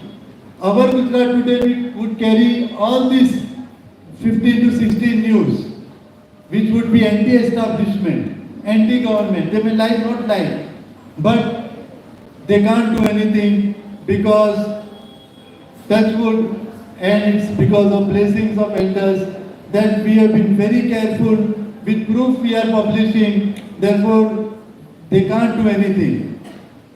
So all this, in fact, we have traveled so far mainly because of idea and encouragement and motivation given by Dr. Mumtaz Ali Khan sahib. May Almighty Allah give him best place in heaven, and also to his family and all those who have encouraged him, who have supported him, and who have got education from his institutions. May Allah bless all of you, and thank you for inviting me. बहुत बहुत शुक्रिया सुहेल त्रिवेदी साहब। रहमान खान साहब फिर हमारे दरमियान में हैं, और मैं समझता हूँ कि जो उन्होंने कीनोट एड्रेस कलीदी खुतबा दिया, उसमें सारी रुदात सिमट कर आ गई थी। फिर भी मैं चाहूँगा कि ये सवाल आपसे इस को और ज़्यादा मुतबर्रक बनाने के लिए इस डिस्कशन को आपसे मैं रूबरू होता हूँ। खान साहब, आप जानते हैं कि जहाँ में अहले ईमान जो हैं सूरत खुर्शीद जीते हैं, इधर डूबे उधर निकले, उधर डूबे इधर निकले। पुणे में पैदा हुए डॉक्टर साहब, परवरिश उनकी तिरुचिनापल्ली में, तालीम मद्रास में, फिर उन्होंने मस्कन बनाया बेंगलोर को, और बेंगलोर से अल-अमीन की आवाज़ को दुनियाए इल्म व हुनर में उन्हें चारों तरफ फैलाया। और आप चूँकि उनके बिल्कुल करीबी और दस्तराज आप थे उनके, 18 साल से ज़्यादा आप अल-अमीन एजुकेशन सोसाइटी के चेयरमैन भी रहे उनकी क़यादत में। मैं ये चाहूँगा कि इनकी इस लेगेसी को किस तरह मजबूत किया जाए। जिस तरह अभी इब्राहिम साहब ने बताया कि यूनिवर्सिटी अल-अमीन की पहले ही हो सकती थी, अब इसको क्या करना है, कैसे आगे बढ़ना है, आपके क्या मशवरे होंगे? बिस्मिल्लाहिर्रहमानिर्रहीम। मैं मेरे सिपाही सेशन में मैंने बहुत से डॉक्टर मुमताज़ अहमद खान के मोटिवेटिंग कैरेक्टर को मैं जिक्र किया। डॉक्टर साहब और मैं लगभग 30 साल मिल के अल-अमीन तहरीक में काम किए। अल-अमीन एजुकेशन सोसाइटी छोड़कर जितने भी अल-अमीन के इदारे बने हैं इसके बाद, उसमें मैं किसी न किसी तरह से एक फाउंडर की हैसियत से रहा। डॉक्टर साहब के साथ मैं मेरी ज़िंदगी के बहुत वक्त गुजारे हम लोग, सारी दुनिया घूमे हैं हम, सारा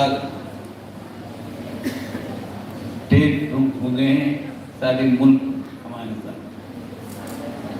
तो हमारे जो तजुर्बे हैं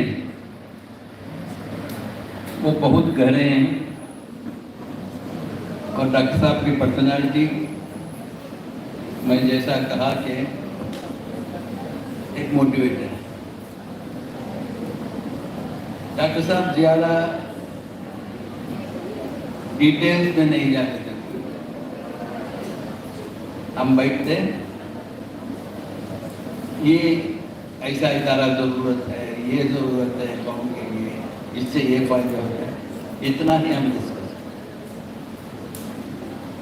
वो फौरन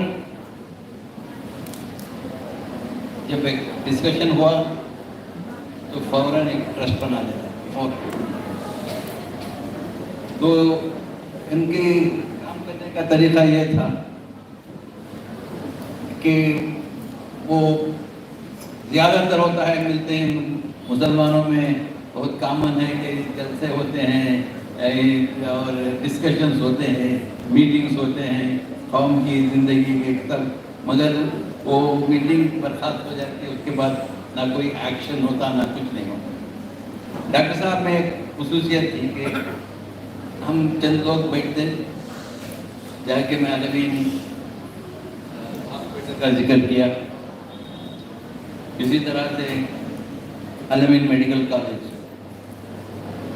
हम बैठे, चंद दोस्त हमारे डॉक्टर साहब के साथ काम करने वाले, कि हर कम्युनिटी के पास मेडिकल कॉलेज है, मुसलमानों के पास मेडिकल कॉलेज नहीं। अब यही हमारा डिस्कशन है, क्यों मुसलमानों का मेडिकल कॉलेज है। तो फौरन एक ट्रस्ट बन गया, दूसरे या तीसरे अल-अमीन चैरिटेबल ट्रस्ट। कुछ नहीं, ना कुर्सी ना रूम ना ये कुछ, एक पेपर में रजिस्टर हो गया। अब जब रजिस्टर हो गया तो एक इदारा बन गया।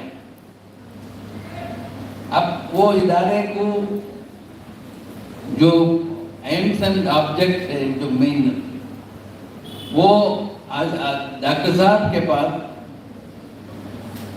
तहरीक के सिवा और कोई काम नहीं, ना घर में कुछ करना है, ना, जैसा कि हर एक इन्वॉल्वमेंट रहते हैं जिंदगी फैमिली को काम करना है, वो उससे बहुत दूर हो गए। 24 hours is a social worker.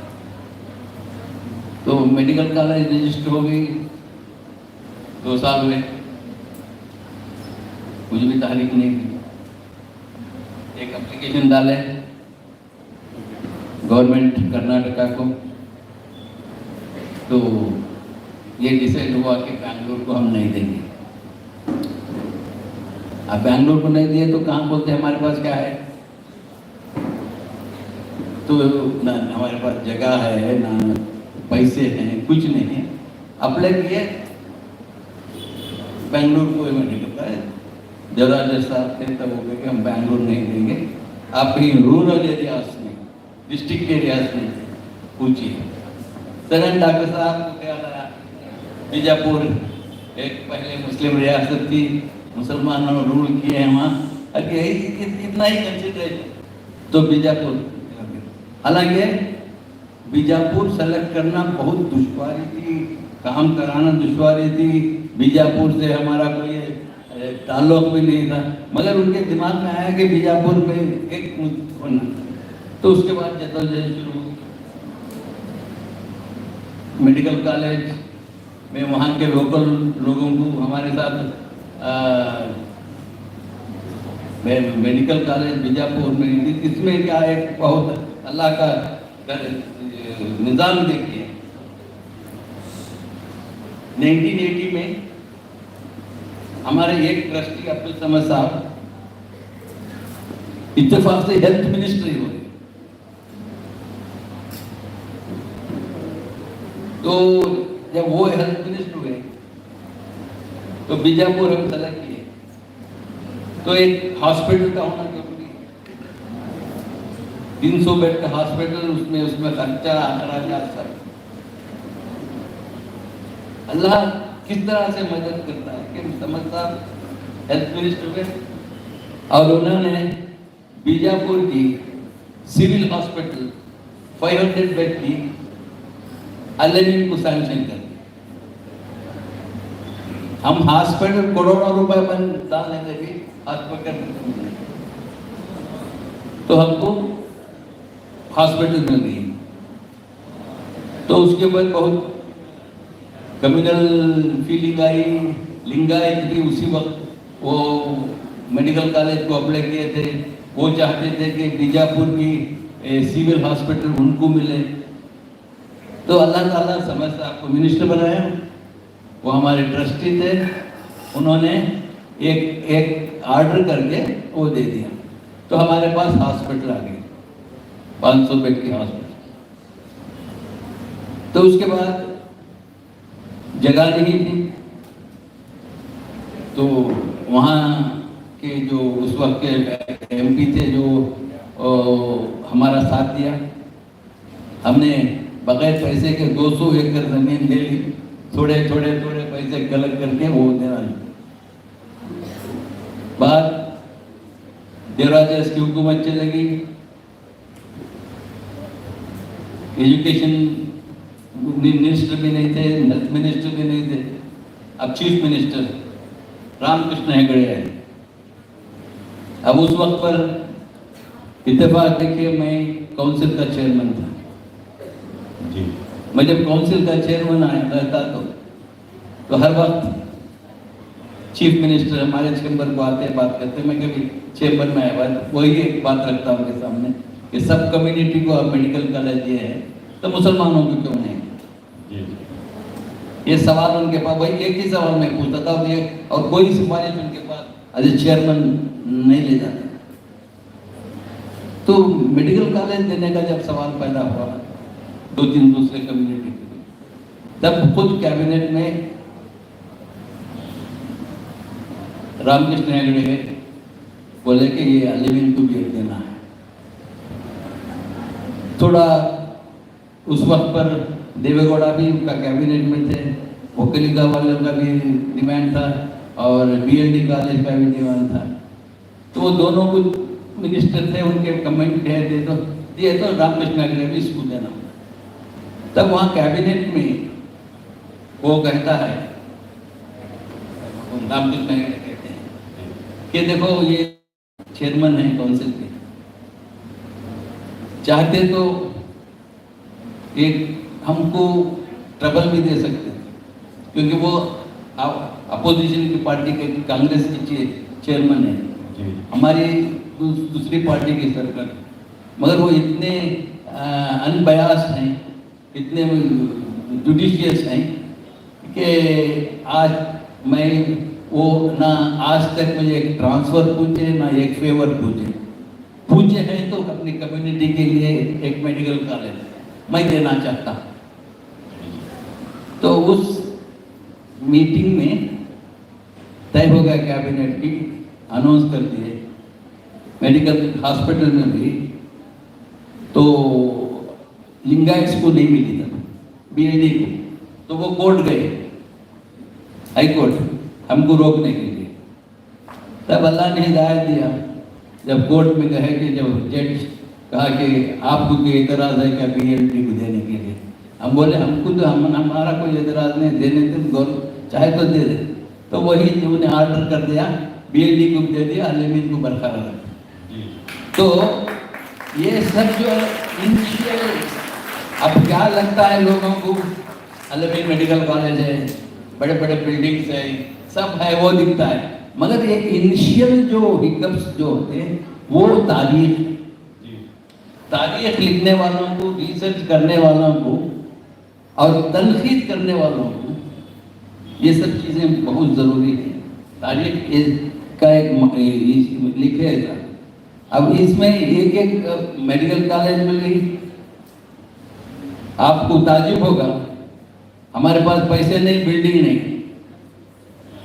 एक एमपी वहाँ का जो मेजर कम्युनिटी का नेता, उसकी एक जिनिंग फैक्ट्री थी, बंद रखा था, मैंने बोला इसमें तुम्हें शुरू करते तो शुरू कर लो, तो हमने मेडिकल कॉलेज एक जिनिंग फैक्ट्री में शुरू कर दी। अच्छा। और उसके बाद इट इज सक्सेस स्टोरी हर चीज में। तो उसमें हमारे पास पॉलिटिक्स में मैं था, समझ साहब थे, मकसूद जहान साहब थे, हम हेल्पिंग हैंड करते सकते थे, हमें 24 आवर्स में लगा नहीं सकते थे। सो डॉक्टर साहब का इसमें क्या रोल रहा कि जाना, हमको रिमाइंड करना, अगर मैं बात करें क्या, मैं रोज फोन करते चीफ मिनिस्टर क्या बोले, क्या करें और क्या करें, तो इस तरह का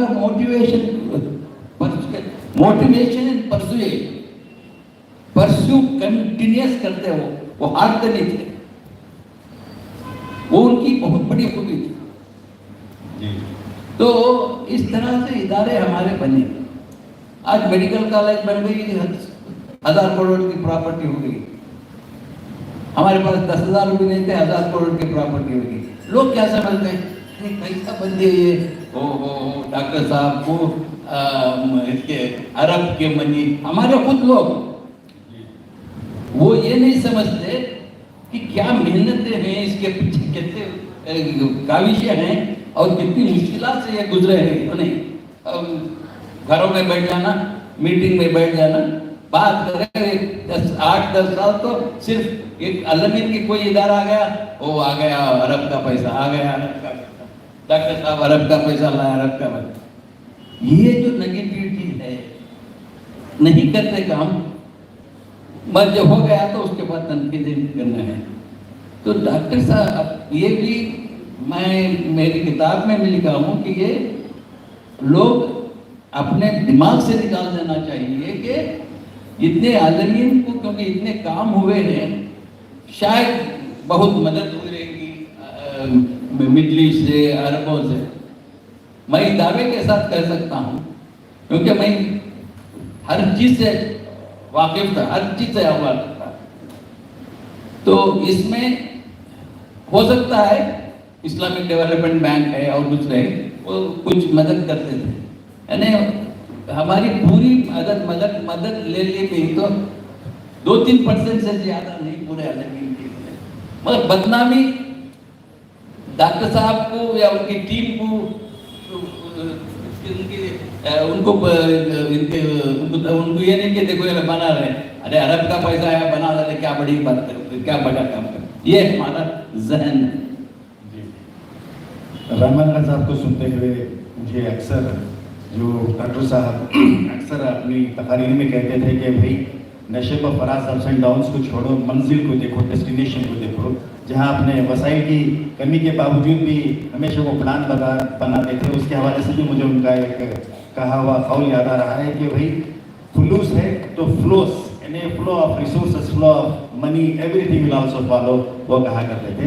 आपने बहुत से यादों को अभी रोशन किया और ये उम्मीद भी की जा रही है कि आपकी मजीद रहनुमाई में अलमीन की जो विरासत है वो आगे बढ़ेगी।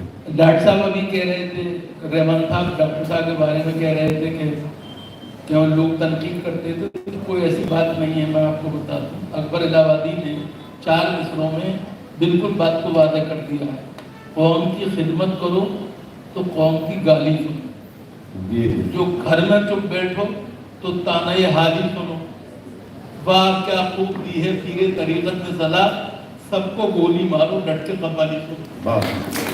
तो हाज़रीन इकराम, हम इस पैनल डिस्कशन के आखिरी मोड़ पे पहुंचे हैं और अब मैं जानशीन डॉक्टर मुमताज़ अहमद खान, जनाब उमर इस्माइल खान जो अब चेयरमैन हैं एजुकेशन सोसाइटी के, और आपका नाम आपके दादा के नाम पर रखा गया है, और उन्होंने ये जो टीम थी कोऑर्डिनेशन की सेमिनार की, इनको इनके दादा का खत इनके वालिद के नाम और इनके नाम लिखे गए खुतूत भी उन्होंने हमें शेयर किए हैं।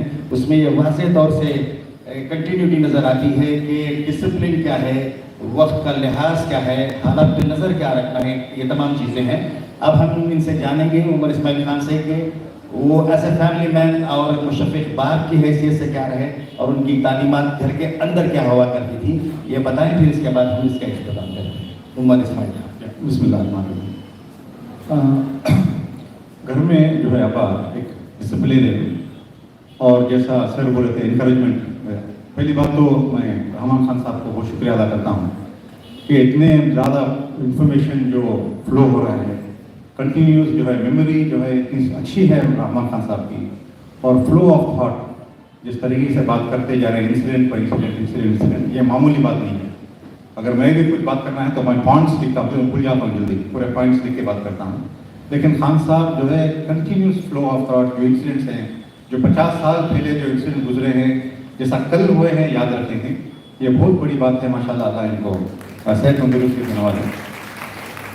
तो अब्बा जो है घर का माहौल क्या है, सबसे पहले तो न्यूज़पेपर की बहुत पाबंदी करते हैं, और हर बच्चे को भी घर में जो है page to page, front page से लास्ट पेज तक न्यूज़पेपर पढ़ना बहुत ज़रूरी है, और ख़ासकर स्पोर्ट्स सेक्शन में ज़्यादा तवज्जो देते। और कोई भी अगर हमारे मुस्लिम कम्युनिटी का प्लेयर स्पोर्ट्स में आता है तो बहुत खुश होते हैं, और अलमीन स्पोर्ट्स की न्यूज़ आना उनको बहुत पसंद था। तो कभी भी इलियास सर को हमारे बोलते बहुत दिन हो गया कुछ भी टूर्नामेंट नहीं जीते क्या, पेपर में हमारी न्यूज़ नहीं आ रही, ताकि जैसा ये न्यूज़पेपर में आए तो दूसरे लोगों को मोटिवेशन हो कि स्पोर्ट्स खेले, स्पोर्ट्स में एक्टिव हो, और कम्युनिटी को एक मैसेज जाए कि जैसे दूसरे कम्युनिटी के लोग भी स्पोर्ट्स में आगे हैं, हमारी कम्युनिटी भी आगे है। तो ये अब्बा का जो है न्यूज़पेपर के ताल्लुक से बहुत पाबंदी थी, और उनको घर में जो है योगा की आदत थी। योगा की आदत क्या था, हेड स्टैंड। कभी भी सफ़र में भी थे तो जो उनके रूममेट्स हैं वो भी बोलते तो किसी कोने में जाते और सिर पे खड़े, सिर के बल खड़ते, पैर हवा में ऊपर, ताकि ब्लड सर्कुलेशन भेजो हो जाए। योगा का पोस्चर है ऐसा, तकरीबन 1 मिनट ऐसा कर जाते, फिर उतरते, वॉकिंग करते, फिर ऐसा हेड स्टैंड। ये अब्बा का योगा का मामूल था, एक्सरसाइज था। और हम सबको जो भी घर में मर्द बच्चे थे खासकर, उनको जिम को जाने की बहुत पाबंदी करते हैं कि हर मर्द बच्चा जो है किसी भी हालत से ताकतवर होना, फिजिकली मर्द बच्चा था ऐसा नहीं है। और मर्द बच्चे को जो है ये परवरिश जो है जैसा घोड़े की परवरिश करते हैं ऐसा करना है, हमेशा उसका स्पिरिट हाई रहना है। एक बार एक घोड़े का स्पिरिट टूट जाए तो उसे क्या करे, तो उन्हें ना रेस में जीतता ना आगे बढ़ता। तो मर्द बच्चे की जो परवरिश होती है उसे घोड़े के जैसा परवरिश करना, ताकि हमेशा उसका स्पिरिट ऊंचा रहे। और हमेशा तो ये जो है छोटे छोटे चीज़ पे इंकरेजमेंट करना, अगर कुछ एग्जाम में थोड़ा अच्छा कर दिया तो बहुत बड़ा चढ़ा के तारीफ करना उसकी, कुछ एनसीसी में कुछ अवार्ड लिया तो बहुत ज़्यादा उसका और ये तारीफ करना समझ में आ रहा है, तो ताकि हमारा स्पिरिट बढ़ते रहे, हमारा कॉन्फिडेंस बढ़े और अपने आप को ज़्यादा जो है बड़ा समझ सके। इसके अलावा एक बात थी अबा की कि बोलते थे कि self esteem comes from good character.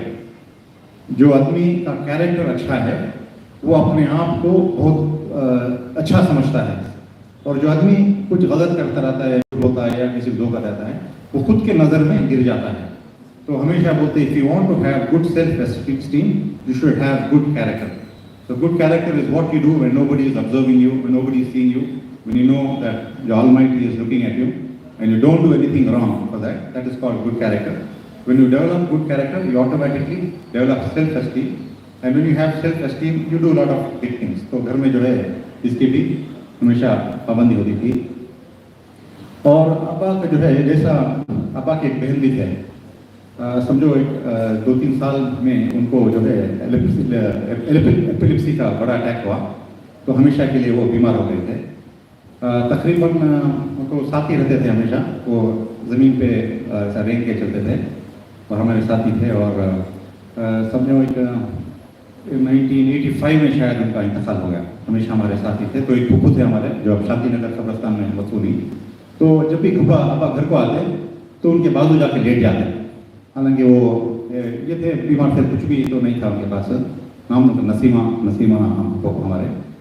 तो उनको इनकरेज करने के वास्ते जब भी वापस काम से आते थको आते, थोड़ी देर उनके बाजू जाके लेट जाते ताकि उनको एक हौसला दे। तो हमारे समझो मैं 10th स्टैंडर्ड में था तब उनका इंतकाल हो गया। और जो है अब्बा मेडिकल कॉलेज में पढ़े, और आप देखेंगे बड़ा घर था कृष्णापल्ली में, 2.5 एकड़ में घर था। वो लॉर्ड क्लाइव जो आए थे अंग्रेज, उनका घर था। तो उस वास्ते डाइनिंग टेबल, बड़ा डाइनिंग हॉल था, डाइनिंग टेबल बहुत बड़ा था, कावेरी नज़दीक के करीब था वो। तो वहाँ से जो हिम्मत जो अब्बा को आई, जो रातों में जो भी इंसिडेंट्स होते थे, जो उनको हिम्मत आई, वो हिम्मत जो है हमेशा शांति। उसको बोलते थे मैं उस जगह से आया हूँ जहाँ रात में ऐसे मर्डर होते थे, ये होते थे, तो मुझे कोई भी चीज़ का डर नहीं है। तो बड़ी हिम्मत वाले थे अब्बा, और हमेशा हिम्मत वालों से दोस्ती रखने का बोलते थे कि हमेशा दोस्ती हिम्मत वालों से रखो, बुज़दिल से दोस्ती नहीं रखना। बुज़दिल खुद भी डर जाता है, तुमना भी डरा जाता है। जो हिम्मत वाला रहता है, तुमना भी हिम्मत देता है, तुम्हारा साथ देता है। तो हिम्मत वालों से दोस्ती रखो। साथ में कभी भी अक्सर हमारे कृष्णापल्ली के जो गरीब रिश्तेदार थे, किसी ना किसी को घर में बुला के रखते, कुछ ना कुछ काम होता, हमारे दादी का साथ भी देते, और हमेशा उन्होंने आते, उनके काम बेंगलुरु में कुछ काम पे करते, नहीं तो भी हमारे घर में बहुत देर तक वक्त गुजार के जाते। अब्बा का एक ताल्लुक था कि रिश्तेदार, खासुसन गरीब रिश्तेदार जो है उनसे ताल्लुक़ रखना, हमेशा वो गरीब रिश्तेदार से ताल्लुक़ रखना। और दूर दूर से हमारे दादी माँ और अब्बा टेबल पर बैठते खाने के लिए, तो ये छोटा वो फलाने के, वो फूफू के, बेटी के, भाग के, इतने दूर के रिश्ते वो तय करते, फिर वो रिश्ता सॉर्ट आउट होता और एक अचीवमेंट होता हमको। तो यही रिश्ते कायम करने का एक बड़ा ये था अब्बा का। हर तरीके से माशाल्लाह वो रिश्ते कायम रखने का शौक था। सिंपल खाते, और अक्सर जो है गर्मी होने की वजह से पहले आदत थी एक वायर का मैट, जो हासिल बोलते हैं, हासिल बिछाते, तकिया रखे ज़मीन पे सो जाते। वो यहाँ की भी उनको कभी ज़रूरत नहीं पड़ी, उसी वही तरीके से अब्बा जो है उनकी ज़िंदगी गुजारे। और मोटिवेशन, जैसा बोलती हैं, मोटिवेशन और मजबूत इरादे। एक फैमिली में कोई भी रिश्ता होता तो आदमियों को अभी डाउट है, रिश्ता करें दे नहीं करें दे, लड़का अच्छा है लड़की अच्छा है, तो अब्बा हमेशा घर को सामने कर को देखो, सामने कर, यस दिस इज राइट, ये रिश्ता करना, मेरी जिम्मेदारी को करना रिश्ता, ऐसा बोल के रिश्ते कायम होते घर में। तो आजकल हमें जो रिश्ते हमें सोचती कभी भी हमारे अगर अब्बा रहते तो कितने हमें डिसीजन लेना आसानी होती। तो एक कोई भी चीज़ का डिसीजन मजबूत लेना, यस करो, आगे बढ़ो, शादी करो, निकाह करो, मैं हूँ, कुछ नहीं होता ऐसा बोलते, ऐसे कितने के निकाह कायम हुए चलते गए। तो एक मजबूत इरादा, अल्लाह पर बहुत रिलीजियस थे अब्बा, दिल में जो है, हालांकि ज़ाहिर नहीं था, बहुत ज़्यादा रिलीजियस थे। और जो सबील अरशद में दारुल क़ज़ा जो कायम हुआ, वो भी अब्बा की मेहनत से कायम हुआ। उलमा कराम से खासकर ज़्यादा मोहब्बत करते, दूसरे लोगों से जो मिलते तो सिर्फ मुसावा करते, लेकिन जब भी उलमा कराम मिलते तो उनको हक करते एम्प्रेस करते।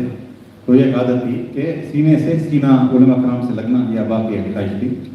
और ये भी एक हम सबको नसीहत थी उनके जो भी साथियाँ थे कि जिसे भी नई शहर में जाते हैं, काम को जाते हैं, तो वहाँ जो बुजुर्ग हैं, मखसून हैं, जैसा दिल्ली में निज़ामुद्दीन हैं या दूसरे इलाकों में जो भी हैं, एक वहाँ हाजिरी देना, ये भी अब्बा का ख्वाहिश था। क्योंकि अब्बा को जो है वो पहले से तिरछी में भी वो टिप्पू सुल्तान साहब के जो हजरत है उन्होंने भी वहाँ मखसून ही, और हमारे अलमीन कॉलेज के बाजू जो दरगाह है उसी से वहाँ मिला है। सिरा में जो है मलिक रेहान कॉलेज, यानी बहुत से अलमीन के इदारे कुछ दरगाह के ज़मीनों में हैं, कुछ वक्फ के ज़मीनों में कायम हैं। तो अब्बा जो हमेशा जो गुज़रे हैं उनकी बड़ी इज्जत करते हैं, और लोगों हमको भी बोलते हैं उन लोगों से जाना है उधर कभी हाजिरी करना, ये भी उनकी अदा थी। अब रिसेंटली मालूम हुआ एक दो हमारे मधुगिरी में एक पहाड़ है, ऊंचा पहाड़ है, वो देखे तो हमना डर होता है, इतना ऊंचा पहाड़ है। वो अब्बा पहुंचे, बोले मैं पहाड़ चढ़ना है, तो ये लोग मधुगिरी लोग सब इंतजाम करें, उन्होंने अब्बा पहाड़ के ऊपर चढ़े। फिर कल दो दिन पहले हम इसे आए सकलेशपुर से, तो सकलेशपुर के लोग भी बोले कि उधर भी एक पहाड़ था जहाँ टिप्पू सुल्तान ऊपर फोर्ट बने, वो पहाड़ भी डॉक्टर साहब चढ़े नहीं करके। 50-60 ईयर्स की एज में उनको क्या वो हेल्थ का इशू था, क्या ख्वाहिश थी कि वो सब जो है बाहर निकले, तो सब चीज़ें करना, बाहर फिजिकल एक्टिविटी करना, ये बहुत आज हमें नौजवानी में हमें महसूस होती है कि क्या देखना है, बस का काम कर लिया आगे, मगर अब्बा वैसा नहीं थे। कहीं भी नई जगह जाए तो चढ़ना, ऊपर देखना, हिस्टोरिक जगह कायम पे विजिट करना, ये बहुत उनका पहले से ख्वाहिश थी उनको। और माशाल्लाह हमारे बच्चों को भी, और जो भी कुछ कम्युनिकेशन इंपॉर्टेंट था वो ख़त के ज़रिए से लिखो भेजते, क्योंकि हम मालूम कि हमें भूल जाते हैं, इंसान भूल जाता है या थॉट्स डाइल्यूट हो जाती हैं या करेक्ट थोड़ी देर के बाद करेक्ट इमेज भूल जाता है। तो जो भी बड़े इंपॉर्टेंट मैटर्स थे वो लिख को देते थे हम ना। तो मेरे वास्ते भी एक लेटर्स को ऊपर करके एक फाइल बना के दिए, जिसमें लाइफ में जो जो चीज़ें आती हैं, जैसे शादी या रिलेशंस, कज़न्स और बिजनेस, उसके बारे में जो भी अब्बा के तजुर्बात थे उसके पॉइंट्स बना के वो मेरे वास्ते एक फाइल छोड़ दिया मैं देखने के लिए। और जैसा हम तीनों बच्चों को एक बार एक लेटर भी लिख के दिए कि अगर मैं बीमार हो जाऊं तो मुझे मुसलमान हॉस्पिटल में ही एडमिट करना और मुझे वेंटिलेटर पर नहीं डालना। ऐसे और कुछ उनके ये थे जो कंडीशंस मिले थे। तो अल्हम्दुलिल्लाह जैसा बीमार हुए तो HBS हॉस्पिटल हुई तो उनके देखने, उनके इलाज करने के लिए भी उन्हीं के डॉक्टर जो मेडिकल कॉलेज आलमी में पढ़े थे वो बच्चा साथ था। और जैसा वेंटिलेटर पर नहीं जाना था तो मैं डॉक्टर मतीन को बात किया था, डॉक्टर मतीन पहले बोल दिया नहीं सर हम I will not put him on the ventilator. तो ये भी जो है अल्लाह जो है उनकी ख्वाहिश वो भी पूरी करे। तो ये बुज़ुर्गों से ताल्लुक़ रखने का एक फ़ायदा क्या है, बहुत से काम अल्लाह जो नहीं होने के हैं लेकिन एक बुज़ुर्ग के वजह से या उनकी दुआ से या उनके अल्फाज से काम हो जाते हैं। कि अब्बा से हमें बहुत चीज़ें देखे तो बहुत मुश्किल था होने के काम या तकलीफ थे, उनसे जाके मशवरा करते, हिदायत देते और बोलते जाओ करो काम, तो अल्लाह के फजल से रास्ते खुल जाते और काम वैसे ही हो जाते। तो ये एक बुजुर्गी भी थी उनमें और लोग उनसे दुआएं भी कराते थे। तो माशाल्लाह ये चंद बातें थे। शुक्रिया, बहुत बहुत शुक्रिया।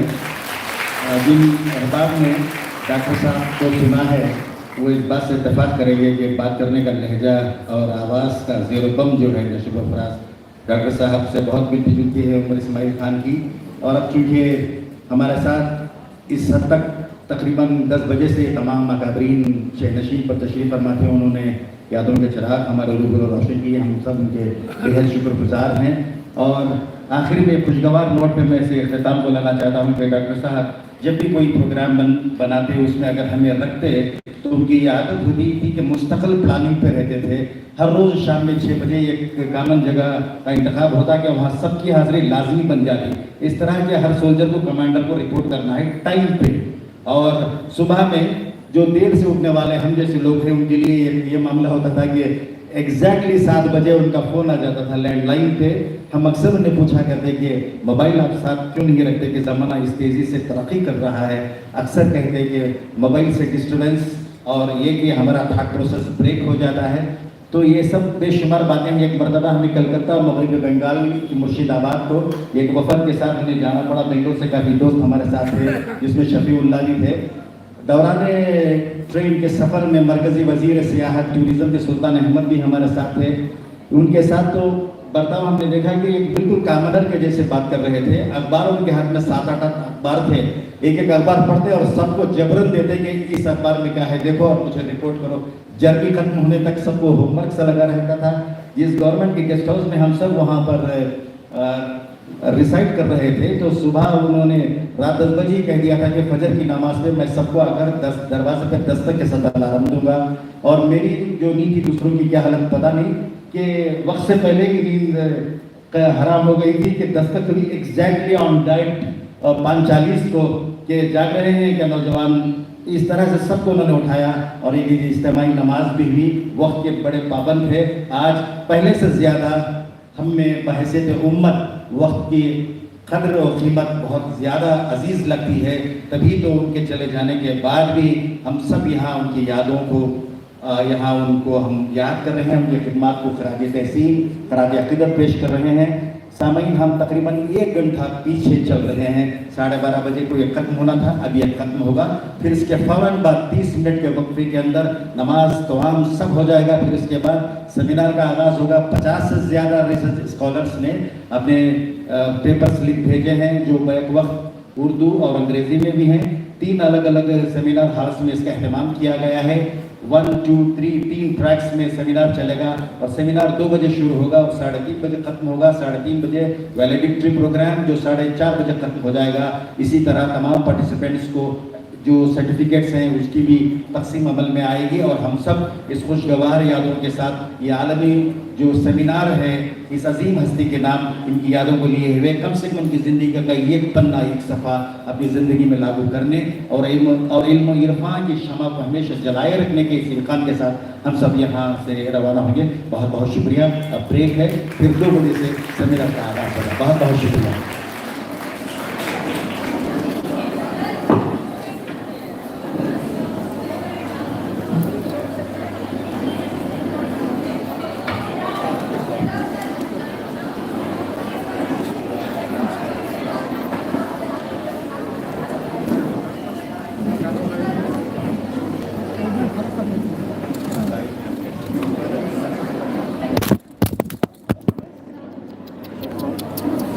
What is this? No, ma'am. Phone. Give it.